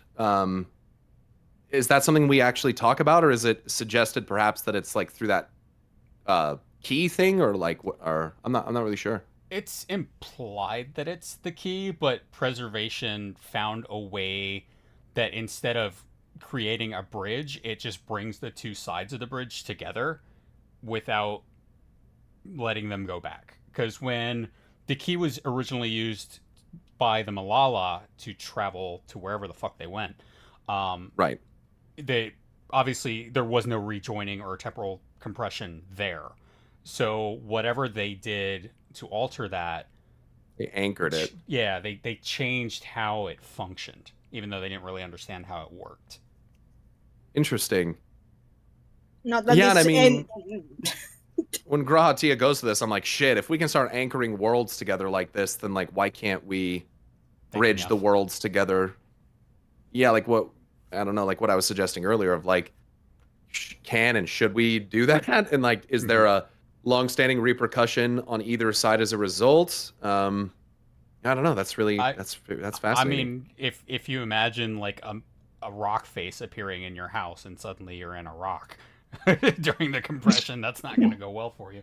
Right. So, I'm surprised. It's kind of like messing up a teleport in WoW, teleporting into a wall or something. Exactly. Oh, he got to. Speaking of teleporting into a wall, wasn't me this time. F. That's a blink gone wrong right there. And yeah. No, I mean, yeah. So yeah, we did a test run with that on the he's first back. little bit. I switched to my headphones because it looks like my internet's much back. better. Hopefully, great. Good, and he said that this is much greater than even what the Crystal Tower was able to accomplish. So yeah, I mean, and then obviously, we'll probably get to this, but you finish off the zones and you look in the sky and you're like, oh shit, there's a world here. Yeah. So yeah, I'm really excited to go, hopefully, and eventually go and see like what's over there, and I don't know, maybe that could even answer for us like how they accomplished this. Yeah. So yeah. So this kind of goes into the next one. How do you feel about the regulators? I wanted to make just a comment that it was during this segment that we are presented again with something that we already came from Shadowbringers. There's already exposing Shadowbringers. This expansion is full with Shadowbringers. That's but the 8th Umbral era. That's the other timeline, and this is where they actually introduce it again and add it to the unending codex. So yeah, just leaving that there. I'll have to go back and read. I don't even know if I read any of the new unending codex entries or not. I should probably double check to make sure. Actually, no, I think I did, because I think it like put Ket and Ram and stuff like that in there. I think I read those. I might have to review them though. Not Ket and Ram, but I will only say one thing about the unending codex. I don't trust that thing anymore. Oh, We trusted as much as the Eorzean encyclopedias written from Chartleyan perspectives. Charlatan propaganda. I trust a bit more the Charlian propaganda than the unending codex. There's many weird things going on with that thing. interesting. Yeah, I didn't even. I guess I don't really even know enough to even recognize issues with it. I don't know what. Yeah, I guess that might be it. It's totally fine. It's totally fine. That's why we're in the lore sphere. That's why we talk about it. That's why we kind of bring up these things so that No, I guess I need to go and read again. I also haven't. Yeah. Anyway. So back to the subject. Right, the regulators. Yeah. So what are your thoughts on them and how they kind of separate the soul and they not exactly separate the soul, but like contain the soul, and they contain purified souls. Yeah, that's interesting. Don't they use some kind of mechanism to purify them? Isn't that like one of the things in the dungeon? Again, this is where I have picks. To refresh your memory. I also remember that when they attacked Tuliolal, one of the robots like pulls like 2 souls out of this woman, which I thought was like kind of fucked up. And I wondered what that meant, because like one of them was like, yeah, one was orange. Blue, one was orange. Yeah, orange, red. Yeah. And what they showed normally in the game was that memory was yellow, so we're not sure what that orange was. Here is the discussion from the table at Oblivion. That's a lot of pictures. I mean, one possibility, this is just a thought thrown in, into that, could be the soul and the other one could be the life force. But, I don't know. Just... Well, I almost wonder if one is like an etheric construct to house the other. This gives me like big Azerite vibes of like, what are the components of a soul and like how do they actually come together, and how vital are memories to the expression of that soul. Like you can so in World of Warcraft right now there's something called the Earthen, which are basically these robot men that are robot dwarves that are they have these like memory crystals, and what they do is when they have gone through enough of their cycles, they go into the awakening machine before they go into stasis lock and shut down forever. They go into the awakening machine, which basically scours all of their memories away. Yep. And then they come back as like robots bound to their edicts, and then yet again over time they will probably develop more memories, and then so on and so forth. And so it really reminds me of just that concept of like, how do we separate memories from the vessel itself, and what actually makes an individual? Is it the essence of their soul which houses their memories, or is it the memories themselves? And if we can take all of the memories of an individual, basically scrub them off, and then like put them on someone else, does that person basically become the same person? Mm-hmm. That's kind of where my mind goes with all this, of like, how are we actually separating, the incorporeal ether aspects, the memory and the the other aspects of it. And what is that? I don't know. What does that say for how souls are constructed? I think regulators are fascinating. I mean, they're don't really have too many thoughts about the actual mechanism of a regulator itself or what it's made out of. Might be fun to get into. I would assume it's electrope technology like everything else. But I don't really know. Yeah, I don't know. Did you it's, stop Yeah, to this kind of goes into orogenics. Did you stop to read the stuff in orogenics? I did, but it's been 2 Okay. months, so I But it's can't been 2 months. remember. That's what I'm here for. I Yeah. I dump things. There's Thank one you, thing thank though, you. if you want, if we're going about the composition of a soul, or kind of like the anatomy of existence, as it's the name of the theme for Origenics, the Origenic Dungeon is called the music. It's called Anatomy of Existence. The best, the Final Fantasy that actually goes into that is the Final Fantasy 13 series, in which Oh my god, here we go. no, really. I mean, it's in 13 you would have the soul as this. You have this the. It's like you have the wisp of chaos with the emotions, the spirit. You would have the memory or the mind. You would have the vessel itself of the soul, and then the life force is called Phantoma. So There there you are go. 3 different things in one container, and you can separate them, but they are symbiotic. So even if you separate them, they regrow naturally to a degree. Okay. Yeah. So there's some kind of like inherent kind of Mhm. coding as it were that kind of leads back to the same thing. I'm looking at the screenshots that you sent, and I'm reminded of a thought that I had when I played through this. And this is gonna probably send shadow, so we'll see. When I read that they had recreated the process of the ethereal sea, the way that my brain works is when I and it, people often think in terms of time and progression as a straight arrow forward, but my brain doesn't really like work like that.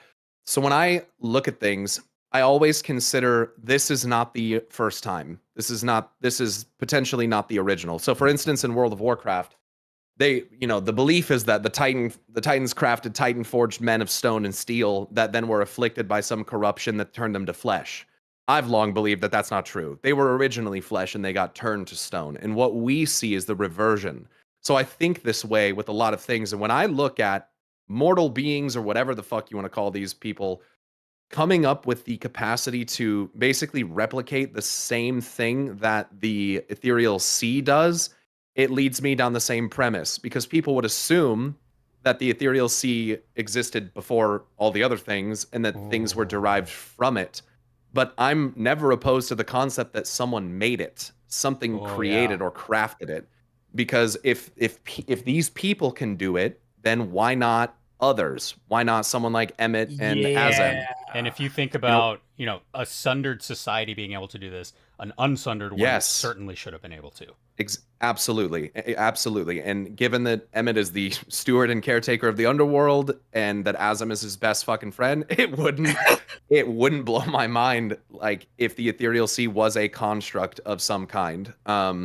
And was crafted by what was essentially kind of like the gods, as it were, in the time before. So the idea that our ethereal sea itself is only naturally occurring is one that I'm willing to consider alternatives for because I think that that's really fun. If someone can figure it out, then why can't someone that was more advanced that came before them potentially?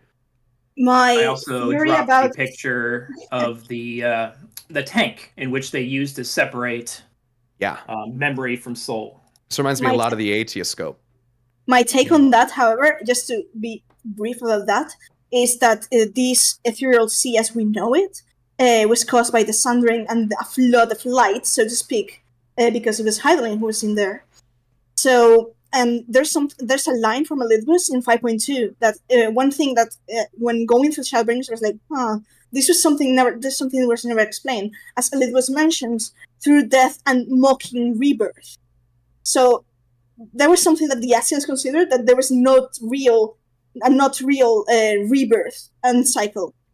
So that points to me to the sundering. And if you look at the murals, you will see that when the crack of Hydaelyn, when Hydaelyn dropped blue and gold? No, it's actually it's a green. It's a blue green color, more similar to the 7 live stream than the Right. blue we get. Oh, so do you think oh, interesting. That could be fun because I like a lot of color stuff too. And obviously so in World of Warcraft, it's weird because the soul in Spirit is like, by default, it's white. And when you split it into its 2 components, it's blue and gold. Mhm. And so that's a fun concept to think about of like, is the ethereal sea itself as we know it also potentially like sundered? And could it exist in a more pure, balanced form of some kind, without this separation and sundering? And it's interesting because Azerite, when Sargeras plunges his sword into the world of Azeroth and Azerite blue and gold starts popping up, you will notice that if you check around the pools and some of the crystals that it bleeds together and makes green. And it's like, okay, what does that mean? So yeah, that could have something to do with it, as well, of like maybe the ethereal sea and the process therein is different than what it originally was as well. And I think, yeah, the way you tie that Elidibus quote in there is pretty clever. So I like that. A secret though. That shade of green is actually related. It's actually very, very related to Zodiac in Final Fantasy 12. Oh God, of course it is. And isn't Vana from 12-2 technically? Yep. Yes.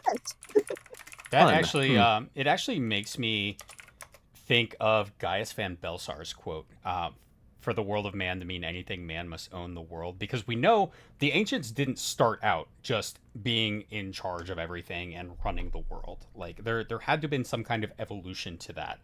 And it makes me wonder if in order to accomplish reaching that level they did, they sought to take over the process of life and death.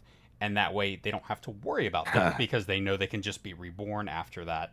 And then once that's done, they can start, doing planetary eugenics, basically. Yep, they can start melding. They can also start, melding souls and stuff, taking on transformative capabilities as well, which they all have. Yep. The integration of like feral souls, even potentially because I saw you link the multi-regulator, linking those different kinds of souls and how it's within acceptable parameters of behavior, etc. That's fascinating, and that is the most Titan-coded shit I've ever fucking heard. So I'm totally behind that. We're like, in order to seek, you seek dominion over not just this place, but all of it, and thus by controlling the cycle. This is exactly what the Titans have done in WoW, by the way. They have ordered and controlled the cycle of life and death so that they can basically shape and do the world how they want to. And it's very fitting because those gods, although very Norse inspired as well, are primarily perceived to be inspired by the Greek gods, which of course is the primary inspiration, at least in name, and in some roles, I guess, via Hades and things like that, for, of course, the ancients. So I can definitely get behind that it was not just the corporeal world and space which they sought dominion over. We see that they're not only reaching far into the skies via Hermes, but I'm sure that they were reaching far beneath the surface. And dominion over that, would, like you said, allow them to basically be in a state of permanent immortality and allow them to work with and transfigure and transmute and alchemize and do all sorts of crazy shit with souls, which I think we have sufficient evidence to suggest they may have been doing. And everyone that's a derivative of their society does that, especially things like the Alligans, which were, of course, led by and created by Emmett Selk. Led by at the end, but yeah, you know what I mean? Yeah, created by, and then with the presence of Fandaniel to a degree, obviously with Amon more led in that capacity. But yeah, they do basically fucking hyper eugenics on anything they can find. Yeah. However, I would disagree in the sense that the soul was something very sacred to the ancients, and I'm not sure if I agree with that take. But well, I'm not sure that the soul of beasts were respected by the ancients, or like I don't know.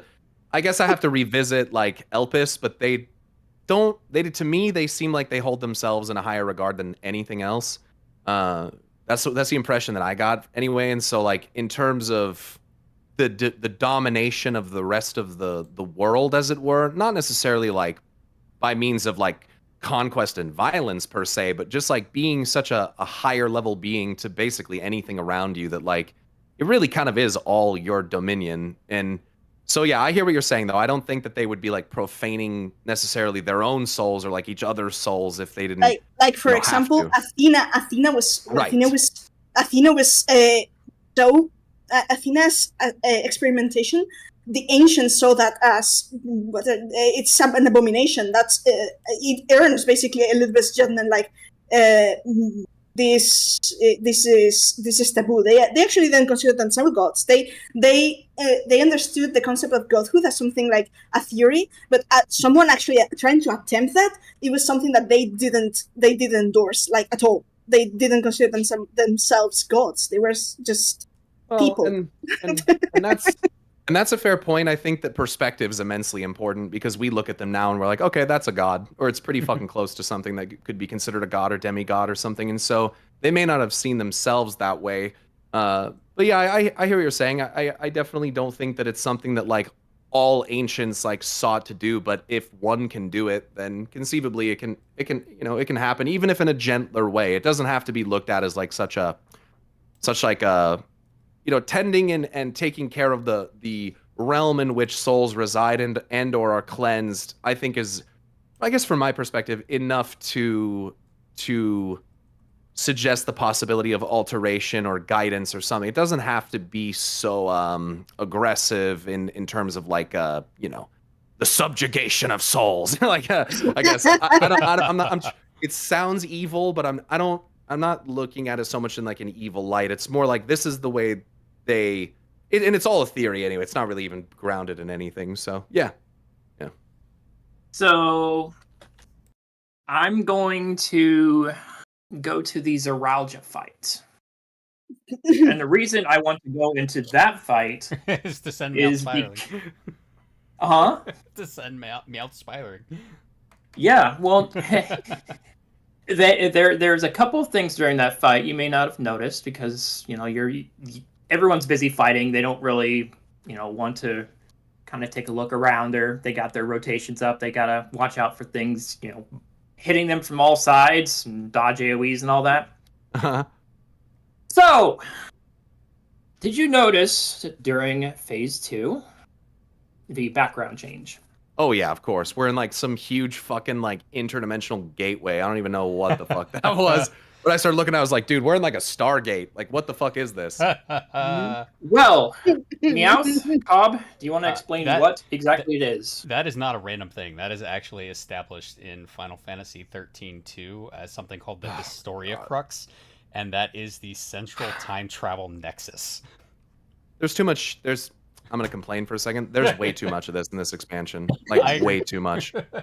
It's way too much. I'm not even excited about like half the fucking characters because I have no idea who they are. Like, right. It really kills me. But that's good to know. So that's a nexus for time travel, you said? Yes. Would you like to know more about it, or would you like to keep it kind of... I mean, I think I'm a couple light years away from playing 13 right now, so I mean, it's not we a could probably spoiler, talk about that. But it does tie into something that is very relevant to it. Yeah, I'd love to hear. Which, Meowth, I'll let you talk about how the time portals are opened. So, in 13.2, the way you access the Historia Crux, so it's basically a nexus of different timelines and different time periods. Each time gate, which by the way, the design of the time gates in 13.2 have a bit of almost a certain Amaratin, the helix design, and it's not the only reference to 13.2 at all in Dawntrail. But the Historia Crux gates are open with something called artifacts. The artifacts are the keys to each time gate, to each time period, and to open one of these, you have to find something that's called an anachronism. It's something from, I mean, I suppose you would know what's an anachronism. It's something that belongs to a different time period or era that doesn't belong to the current So it's like an anomalous anchor from the other timeline? Exactly, yes. Okay. So the premise of 13.2 is basically time paradoxes, like timelines bleeding into each other, distorting time and space, and finding yourself into a space that's actually the combination of two different timelines. Yeah, WoW has something like this too. which is not different at all as to what is heritage found. so, so yes, and I don't know what else I should say there. I mean, Essentially, well, I mean, that's essentially what the Horcrux. Horcrux. Listen, this is you guys' specialty. I should probably post a picture of the Historia Crux too. Yeah, I was geeking out about it. I was like, look, I was talking to my stream. I was like, where the fuck are we? Like, when things like that happen in fights, I don't give a fuck about the mechanics. I'll just like I'll just start looking at everything. I die. I was screaming because like I said, it was hardly the only reference to 13.2 in Dawntrail. Yeah, there's a lot. I mean, with all the lightning, that might as well be a reference in and of itself. that too, but also I'm going to drop a bit there. Here you go. The prototype, the gate in the cenote, yes, it's actually modeled after Etros Gate in 13.2. Nice. Okay. And that's the Etros Gate is basically the gateway into the unseen realm. Is basically the afterlife, the spiritual realm. So I dropped the Historia Crux in the guest collab for you to look at. See that? Looks like Sora and Lise. Okay, cool. And here is Etros Gate. Holy fuck. That's some like almost like borderline eldritch shit. What the fuck? That's interesting. Yeah, that looks yeah, like all the different dials and stuff. That's pretty cool. So in the case of the Zoralja fight, why do we see it there? Is there something in that fight that's like what? And I guess in the case of like to access and to open one of these things, what's the thing that's being utilized in 14 hypothetically to like to do that? What indeed? I mean, I guess it would be because like at that time we don't have that artifact, right? Or does Right. Zoralja have it? Or He does have it. It's inside. Oh. It's inside Zoralja. that's When right. he disperses, the key appears. It's almost like as if he absorbed it. Okay, so he almost then became like the key itself by having it inside of him. So it's very heavily implied then, of course, that the literal key that we are associating more than likely with Azem is the actual way of opening up these gates, which yeah, that's that's a can of worms. Yeah, right there. it is, and it opens up a lot of different directions the story can go, which is really cool. Yeah, and I'm gonna be honest. I hate time manipulation stuff. It's very confusing, but if it's handled well, then I can Yeah. I can The deal problem with is, it. it's usually not. It usually is not. Yeah, WoW suffers from the same concept. But the idea of maybe collapsing different timelines together and how that works is really a fascinating thing. I think World of Warcraft poses a nice concept of that as well, where you have, the Bronze Dragonflight who are masters of time. They can open up a gateway Chromie.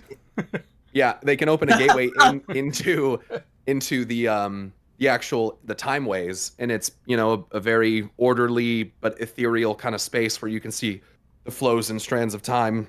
And there's actually even like a mega dungeon, for the Infinite Dragons, where you go in and you're facing like time paradoxes and timelines bleeding together, and one of the big questions that people are asked is like, why this timeline? Why this timeline that we're in? Why is this the one that we've converged upon? And in that game, it's really fun because you have the Infinite Dragonflight, which represents really like the infinite possibilities of time, the unknown seconds from now that could result in who knows what based on the chaos of what's happening now.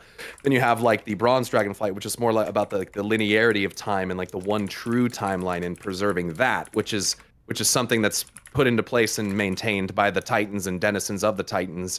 However, through exploring alternative timelines, you realize that the timelines that result in the Titans winning they're alternate timelines. So what does that say about the true timeline? Kind of opens up that door of like, the true timeline exists because we do. Like, we are what fulfills the timeline itself.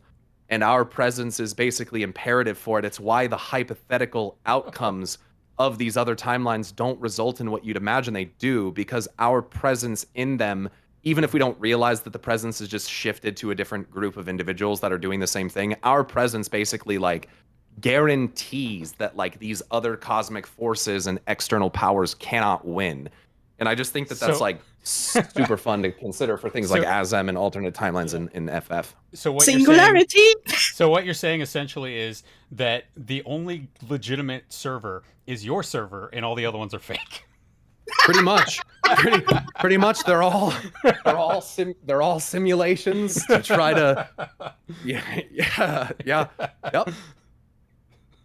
Um, to a I love degree. that. So I'm going to move on to next. That pretty much covers Dawntrail's story. I wish we could go on to Living Memory, but for time constraints' sake, we're going to move on to now our theory crafting section. Oh, we haven't been doing that? Oh, We haven't. Well, I mean, we've been kind of pushing against it, but haven't really been going into heavy speculation. cool. Azim's artifact. What are your thoughts? And its composition.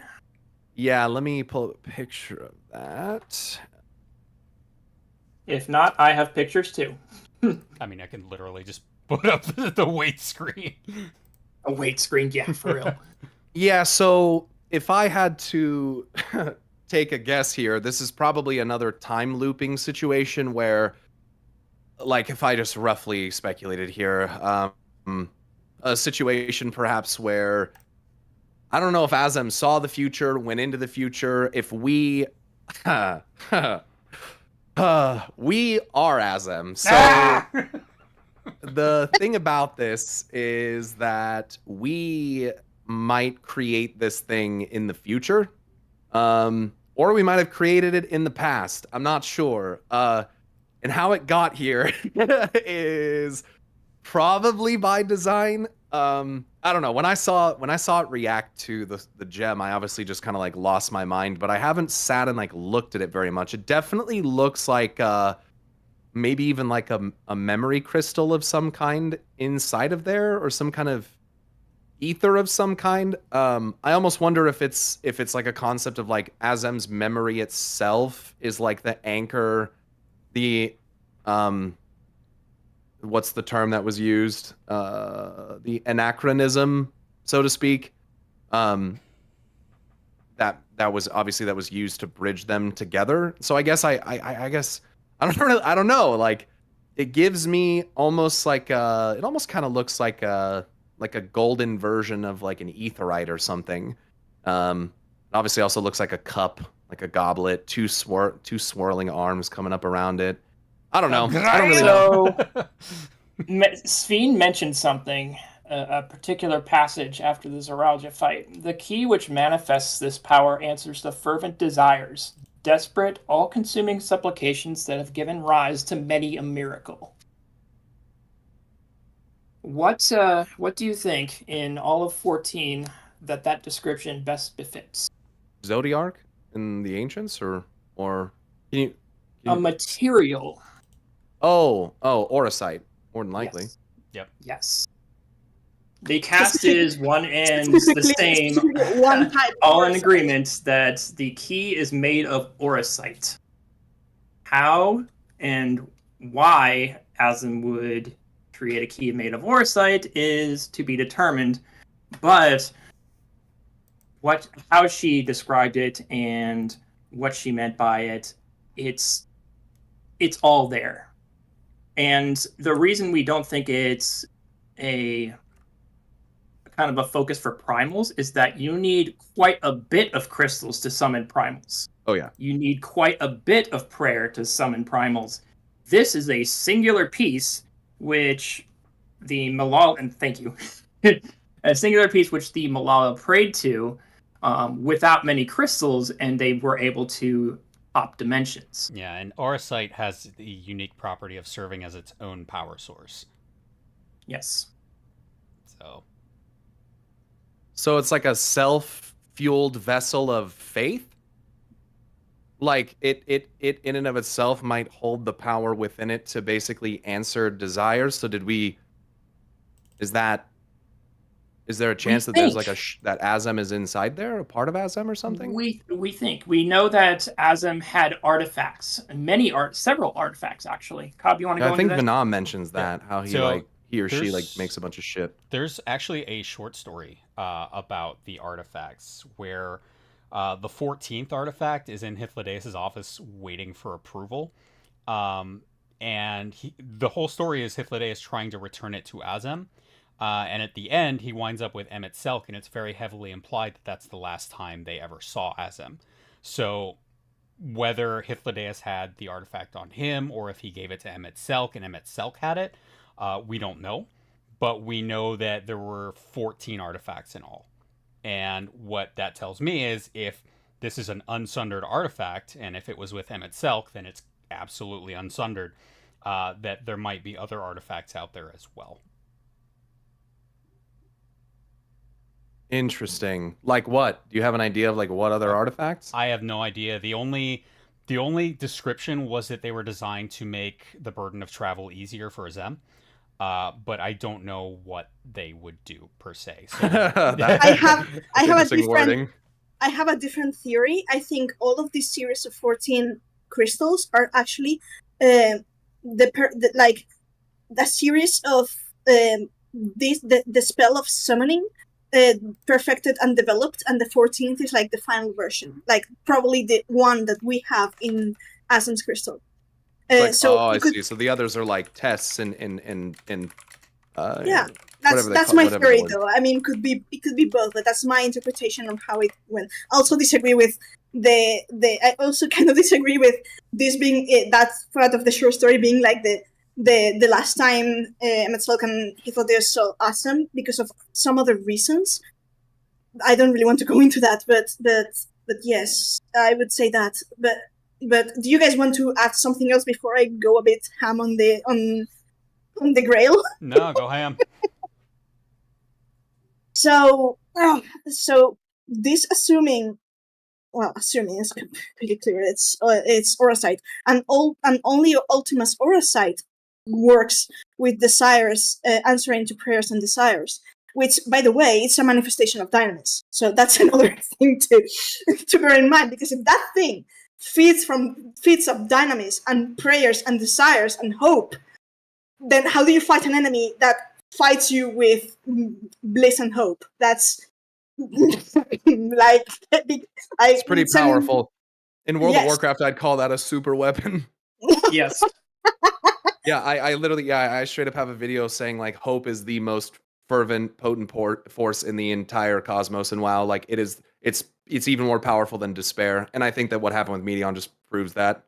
In Yes. Final Fantasy, same concept, that like it's incredibly powerful. And so if you can, yeah, that's I love these concepts, because it's like, as long as you, I mean, we all understand what the concept of faith is. So the thing with the Grail, I mean, the Electrope is added, like it was added by preservation.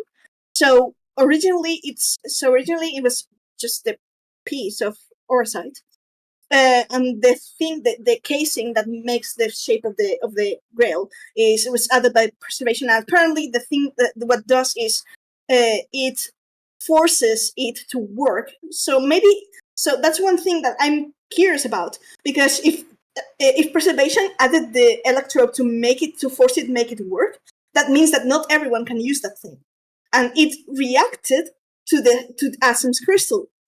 And of course, naturally, the immediate thought of the fan base is that, oh, it reacts to Azem because of Azem's crystal, right? Because it's associated with Azem and all that. But we cannot forget that crystal is actually made from Emmet Selk's ether. He's the one who made it. So if it reacts to that crystal, it's very possible that it may be a lock, that it may have been locked only to answer to Emmet Selk's ether. That would make And sense. we know that he knew of the existence of this thing, because he pointed us in its direction. So that's with what all of his little hints that he makes. Yep. I do have theories about the intention of the bucket list. I don't think it's a bucket list anymore. I think there was a different intention there. Oh, yeah, But definitely that to would me be did not come off as like a list of fun things to go just do. Like no. it's definitely charged in with purpose. And the fact that we came to this step first, I totally agree with you. The idea that this is basically like an encryption key that unlocks the full potential of this device is a really, really good idea. And I always wonder, like, I understand that the crystal's made by Azem, and I don't know if there's any grounds for this kind of speculation at all, but is it possible that a powerful enough memory of someone could allow you to like you it would still be a memory from you, but like I just wonder if a memory or connection's powerful enough, if someone could through that like manifest someone else's power and like allow that to be relevant, or is it just easier to just be like, oh, it's Emmett Selk, and that's, you know, it makes more sense that way. It's probably better that way, but I guess I always just wonder of like if you remember someone, you know, and loved them or missed them enough, like is it possible to like pull upon that So essence in any Do capacity? you want my theory, or- preservation was able to activate the key without any kind of prayer or anything like that. They were able to partially activate dimensional travel, but they weren't fully able to grasp its full potential. Well, I know of one power that transcends all time and space. It's love. But no, it's but yeah, I yeah, mean- obviously. So the mechanism allowed them to use it at least to a degree, but To a not fully. degree. So what the fuck is this thing capable of if it's at full power? That's Holy one what good indeed. question, though. Well, Holy indeed, shit. yeah, it reacted to our crystal only. So Like, in can our we- hands, what can we do? Can we take this thing and just like safely do like dimensional compression? Like, could you imagine? We start just like bridging worlds together with this fucking thing. It's like You know the thing start though, col- Mario? take like two destroyed shards of like opposite etheric value and fucking collapse them into each other and like fix it. Like the first and the 13th. I wonder Yeah, if that's yes. what we did during Intervost, the Dude, final that's what- fight. Yeah, I mean, I would want that, dude. The concept of linking the first to the 13th is something that I've wanted for so fucking long, dude. Oh, Just yeah. evacuate the Crystarium. We have time. You know, we can do whatever, and you And know, or dunk maybe it. we put up a ward. Yeah, and then yeah, dump it together, and like not, you know, controlled, but you know, like see what I don't know. Now we're turning into Asians. So we have to be careful. listen, Pyro. There's no joke. That's there's an intention there. That we went over living memory, but the thing about living memory, the intention of that segment is to put us in the shoes of Emmett Selk. There's the whole intention. It's making us be in the shoes, like fighting Sphene as she's determined to preserve the lives of her people. We are Emmett Selk fighting the Warrior of Light in Shadowbringers. As Right. we were fighting to preserve the lives of her people, and we were fighting to end the lives of her people. Yeah, and as we were going through that zone and like deactivating, I remember remarking in my chat like, this seems real reminiscent. I kind of feel a little. I said something about like I kind of feel it a little bit more from Azem's or from Emmett's perspective now. Yeah. Like this sucks. And there's also the fact that, of course, when we say Asem, we think of our Asem, but Asem is a title. It's not the real identity of, well, the ancient that we were. Asem is a title, and Emmett Selk has also been a bearer of the crystal. So in a sense, He's been Azem. He's been Asem as well. So when we see the symbol of Asem, is it really only talking about our Asem, or is talking about Asem and Emmett Selk? Because they are both sides of Asem in that aspect. Frankly, the way that I see it is like we're such great friends, and like we've been drawn together by fate so many times, like over the years, that like I in my mind I don't really even like think of them as like all of being too much of like separate things. You know, I kind of like when I think of it's kind of hard to think of Azem without Emmett Selk or Emmett Selk without Azem, to be honest with you. Yeah. They're basically two sides of the same coin. Correct. Yeah. So So I want to move on to our final point. You said yes. I was watching your stream yesterday. You said that you don't remember Sphyn's crown. I remember that it is a regulator of sorts, and I remember that it was that they had brought that up, but I'd forgotten that it was like a stinger after the credits, that it was like still around. So yeah, I had forgotten that that vessel was still around, and just my first initial thoughts from that is like, could she come back, or like could we restore her memories, or is she in there? Like what? Yeah, so yeah. So Sphyn's regulator is just that. It was mentioned by one of the citizens as being special in that regard. And of course, the way 14 works, you don't see the body, they're coming back some way. Yeah.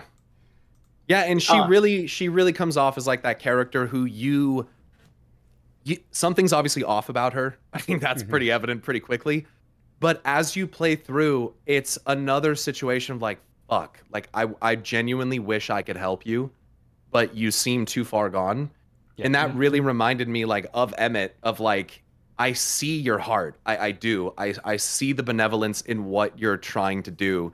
And I value that, and I think that's beautiful, but you cannot fucking do this. Like, and that's like that's kind of where it comes for me. So like for her to come back, potentially watch Sphyn be reborn as Garnet. Oh my God. That would never happen, but I would like to see her, because she is the kind of character, like, I don't know, she's the kind of person you would want on your team. And like, I thought it was really amazing the way that they contrasted she and Wuklamot, where they stand across from each other, very similar to how Azam and Emmett stood across from each other at the end of Shadowbringers, and basically said like, I wish that we could have met in another time, and we could have ruled our one exactly as friends, and not have it to be like this. But it is what it is, and here we are. And so yeah, I would love, honestly, to see Sphyn come back in a form that is maybe more akin to her original, and one that maybe we could befriend and work with. But I don't know if that's feasible. I think it's worth pointing out, and Insanity Pepper in chat is absolutely right. We never see Sphyn's actual crown. All we ever see is a holographic representation of it. So we don't know. Because she's just using bodies. Mm-hmm. Yep, exactly. So where is it? Exactly. In fact, she's mentioned to be not the real Sphyn per se, but like an idealization program by preservation, made of the memories of her people into AI Sphyn, so to speak. Right. It's actually the first picture that I posted of Zoralia, the Zoralia fight. You want to bring that up? All the way back up? No, it's one of the 6 images right below Etro's gate. The first one. It says, I am the bearer of the memories of Queen Sphyn of Alexandria. Right. And so we're basically just interacting with the memories, I guess. So one of the implications, I guess, would be that the system itself that is Sphyn might still exist. So or could come back. If we think about Sphyn has a special regulator, then regulators are there to house souls. So the Sphyn we have is just a projection, but the implication is her memories are here, but her soul is still out there somewhere. And if we put that together with her memories, then we'll get the original Sphyn back. Right. Yeah. So then the question would be: is where is her soul? And where's the regulator crown? Because we haven't seen it. Right. And where's the right. Well, is it and so it's all memories they claim here. I do recall, obviously, of course, that they tested with what's his name? Villainy, whatever the fuck his name is. Otis. And that they put his whole entire soul in there. Are we do we consider the possibility that all of Sphyn is in there, or do we take it at the memory only kind of thing and presume that the soul is separated maybe somewhere else? Showing the crown, I think it's the latter. I think they are together, but I think that her memories were copied into this Sphyn. Oh, so that I see. So the original might actually exist, perhaps within the crown, and it's copied into the system. Yes. Yeah, that's fucked up. And Yeah. that wouldn't be the first time in a fantasy game that I've seen a crown be used for control. That's just, I don't know, one of the most famous instances of anything in World of Warcraft ever in the Helmet of Domination. Right. So, And yeah. it makes me wonder if Preservation are the ones that have the crown, and we're going to go up against Preservation. They are. I mean- Oh my gosh, there's so little information on them that I want to Yep. know about. Oh my god. I know. Yeah, I want to know I have- as well, like, how I have everyone my felt. theories on them, and Yeah. wow. So there's another curiosity. I wish Neela was here because Neela is the guy we rely on to talk about color inversion. Do you know that if you invert Sphinx's color scheme, her color scheme is basically an anti-Asian?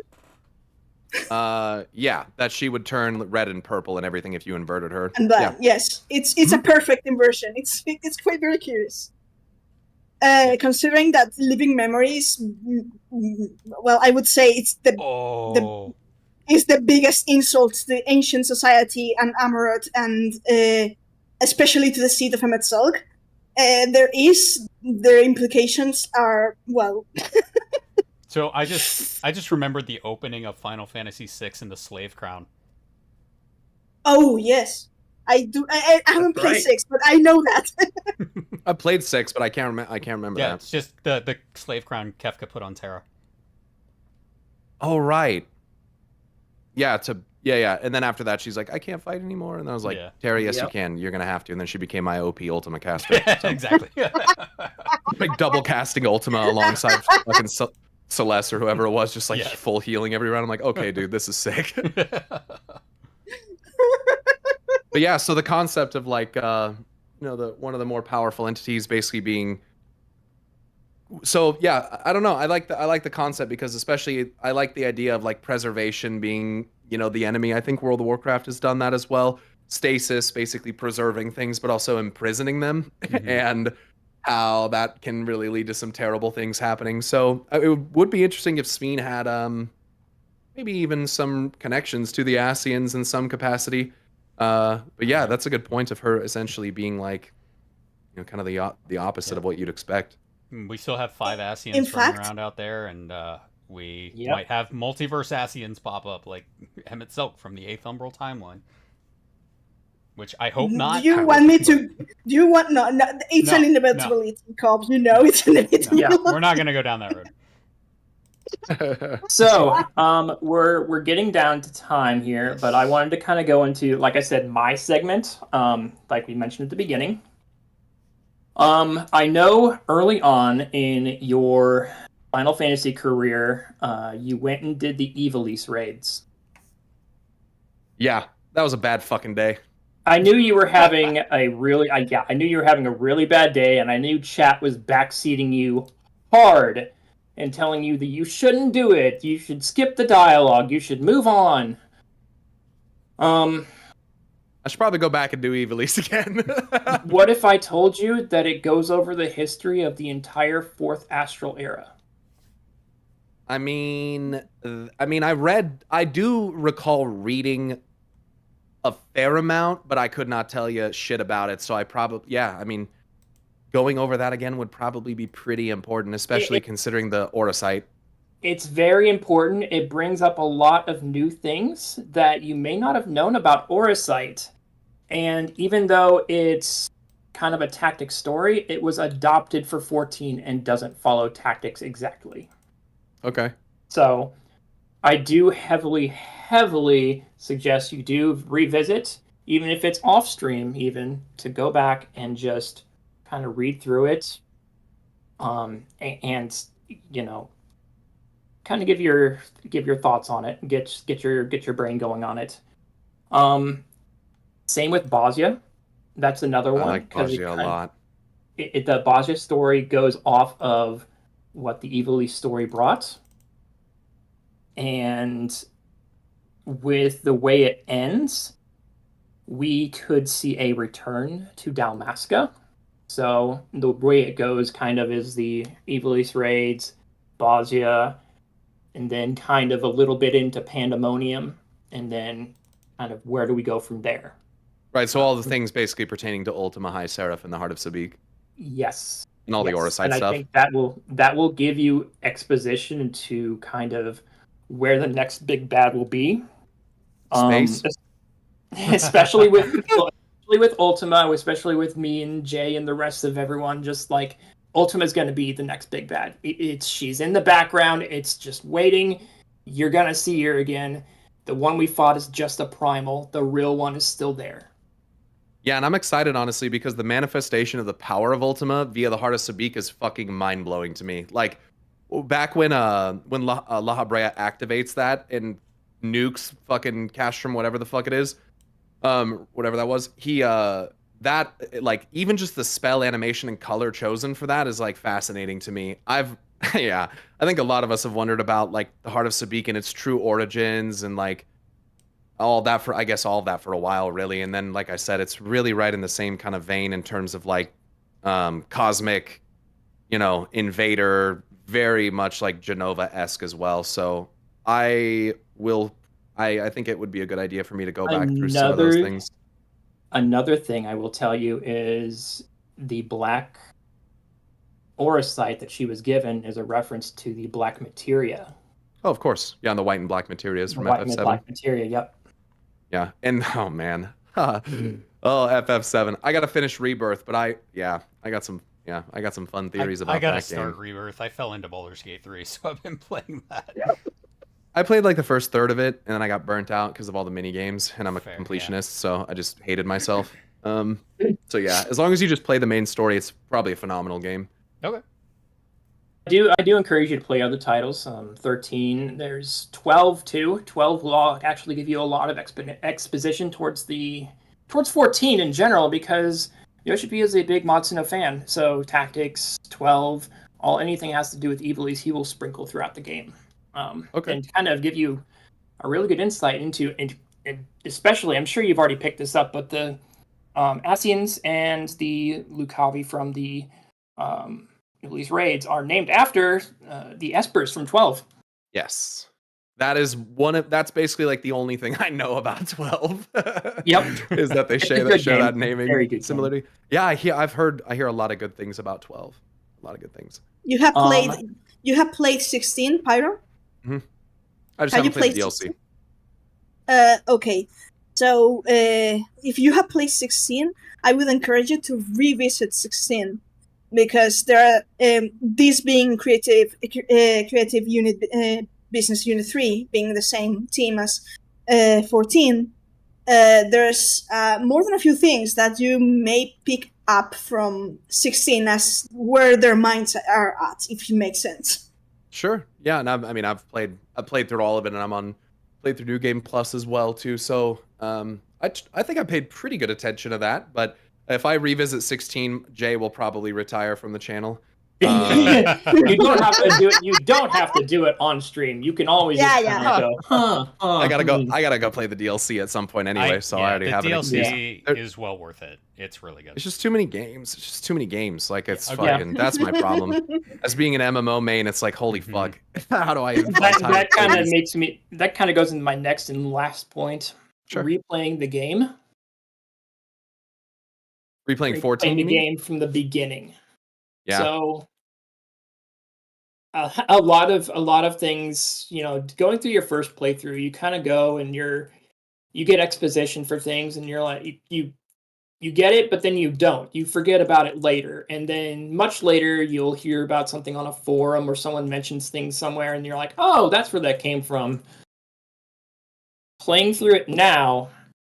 Replaying it now, with all the knowledge that you have, you're able to catch things you weren't able to on your first go-around, and then you can go full madcap speculation on things. Yeah. You haven't exactly, use screenshots the first time around to make sure that you remember this. Yeah, I mean, I don't want to open my screenshots folder, I'll tell you that much. There's probably a couple thousand. Jesus. Yeah, mine too. Yeah, that's actually about right. But yes, it is something I want to do because I forgot, like La Habrea shows up and I'm like, who the fuck is that? People are like, it's Thancred. I'm like, oh yeah, right. Thancred. Yeah. That opening segment when you after Dawntrail and some things, it's even more eyebrow raising than before, much more. Yeah, Especially when knowing that there was a detail that I realized. So the sun thing sphere that appears in the cutscene of creating a new character, originally before Dawntrail, it was in the character login screen. But after Dawntrail, they had taken it away. So it's like, what? Oh yeah, they did. So Yes. it's like, what could it mean? Why? I mean, it could mean nothing. But there's these things that we as lore divers are not the kind of person that is like, oh, it's because of nothing. Yeah. Right. Yeah. There's usually a purpose. I usually try not to default to like, oh, they're just because reasons. But yeah, sometimes it does happen like that. But yeah. I mean, I said to my chat a while ago that I wanted to replay through the game when the new graphics got put in as well. So it's just, it is a huge time commitment, but probably worth doing, because even like the opening sequences, obviously, like with the Heidelin first speaks to you and all those things, take a totally different perspective, and you, it is something I think is and worth then doing. you get to the whole discussion whether La Habrea was trying to pull you to the Asians or kill you. It's like, was he trying to save you or not? But I'm excited to maybe get back more into some of that stuff, because it's so like I just have like fond, faint memories. Like I can't really. If you ever forget things, you are welcome to ping either me or Cobb, any of the team. But we have screenshots galore. We can remind you anything. I appreciate that. Thanks. Yeah, because it's a lot, and I hold so much in my brain for WoW that it's just like the fact that I can even remember as much as I do about both is like good enough for me. Yeah. So yeah. To be fair, the developers of 14 and are known fans of WoW. So more than once I've seen them. I've seen them pick up some ideas from WoW lore. WoW's doing it now too. The other way around. It's funny because it is. Matt and I, one of my mods and good friends for a long time, he says that the War Within is the Final Fantasy expansion and Dawntrail's the WoW expansion. Yes, it is. Yep. I was like, damn, that's like, why does that fit so well? What the fuck? No, it just makes both games better. Yeah, totally agree. And like I tell people all the time, like, had I never come to Final Fantasy and like learn the story of Emmett and Azem and how more Eastern philosophy looks at light and dark and how it's integrated into these universes, like I would have not the same perspective that I have looking at WoW now. So yeah, definitely both have done, tremendous benefits to the other in terms of dissecting it and understanding it. So yeah. Yep. It just takes all my fucking time. Mood. So Pyro, in case anyone in chat doesn't know, where can people find you and where can they watch your streams? You can find me at twitch.tv/Pyromancer. I normally am streaming either Final Fantasy or World of Warcraft, but sometimes I'll do variety. I've played things like Outer Wilds and Subnautica on stream too, so those are other things that I do. I also have a YouTube channel, youtube.com/Pyromancer, and I've been making, it's primarily WoW videos. I actually have a second channel now, which is strictly for Final Fantasy. Which is Pyromancer FFXIV. And that's where you'll find like my review of Dawntrail, like my playthrough of the actual story. The playthrough of Arcadian will be uploaded there, coming up over the next couple weeks or what have you. So that is where I'm found. You can also follow our Twitter account. I don't use the Twitter. It is run by my editor, Jay, but it is a good place, for announcements and little lore quips and hints and just shit posting if you're interested in that. That's at Pyromancer YT, I believe. Pyromancer YouTube, unless I've got that fucked up, which I don't think I do anything that's correct. But yeah, that's where you find me. That's what I do. And lastly, I guess would be my Discord, discord.gg/Pyromancer. We do a lot of speculation, mostly for World of Warcraft, admittedly. But we do have channels for Final Fantasy, among other things, and they're pretty active too. Several of the people that are in your chat here watching today are quite active in the Final Fantasy aspect of the Discord too. So, we do we do similar things in terms of lore there. So yeah, those are all the places you can find me. And yeah, thanks. Awesome. Love Not a it. Love problem. it. Well, Pyro, thank you again for joining us today. It was awesome talking to you again and getting your takes on different things we saw on Dawntrail and different theories you might have. And do want to remind everybody that next week we will be having another late show. It'll be at 2 p.m. Central Time, and we will be live at Gateway Fate. So if anyone's at Live Gateway, streaming. yeah, if anyone's at Gateway Fate and wants to join us live for our broadcast, we will be there. The fools gave us a panel room, so it's officially We safe. won't be doing a vlog, so don't look for that. No. Well, nice. Well, congratulations, and I hope that goes well for you guys. That sounds like a lot of fun. Yeah, Yes, really looking yes, forward thank to you. it. We have a ton of stickers to give away, and I'm gonna bring the third lore book out, and we're gonna give it away to someone there too. So very much looking forward to that. I will be there, but not in person because, well, you can digitally imagine there. We'll why. be on a laptop with the We- Laughing Man logo we- on it. We need to get a cardboard cutout of Meowth that we like a full size one that we can just carry around with us. Stop that. Just said it there. Just... There's Meowth. We'll just get a cardboard cutout of the Meowth from Pokemon. Yeah, just hang a sign I do around have the my neck. avatar. I have my avatar, my talking avatar for my streams. You can just use my own drawing of my avatar.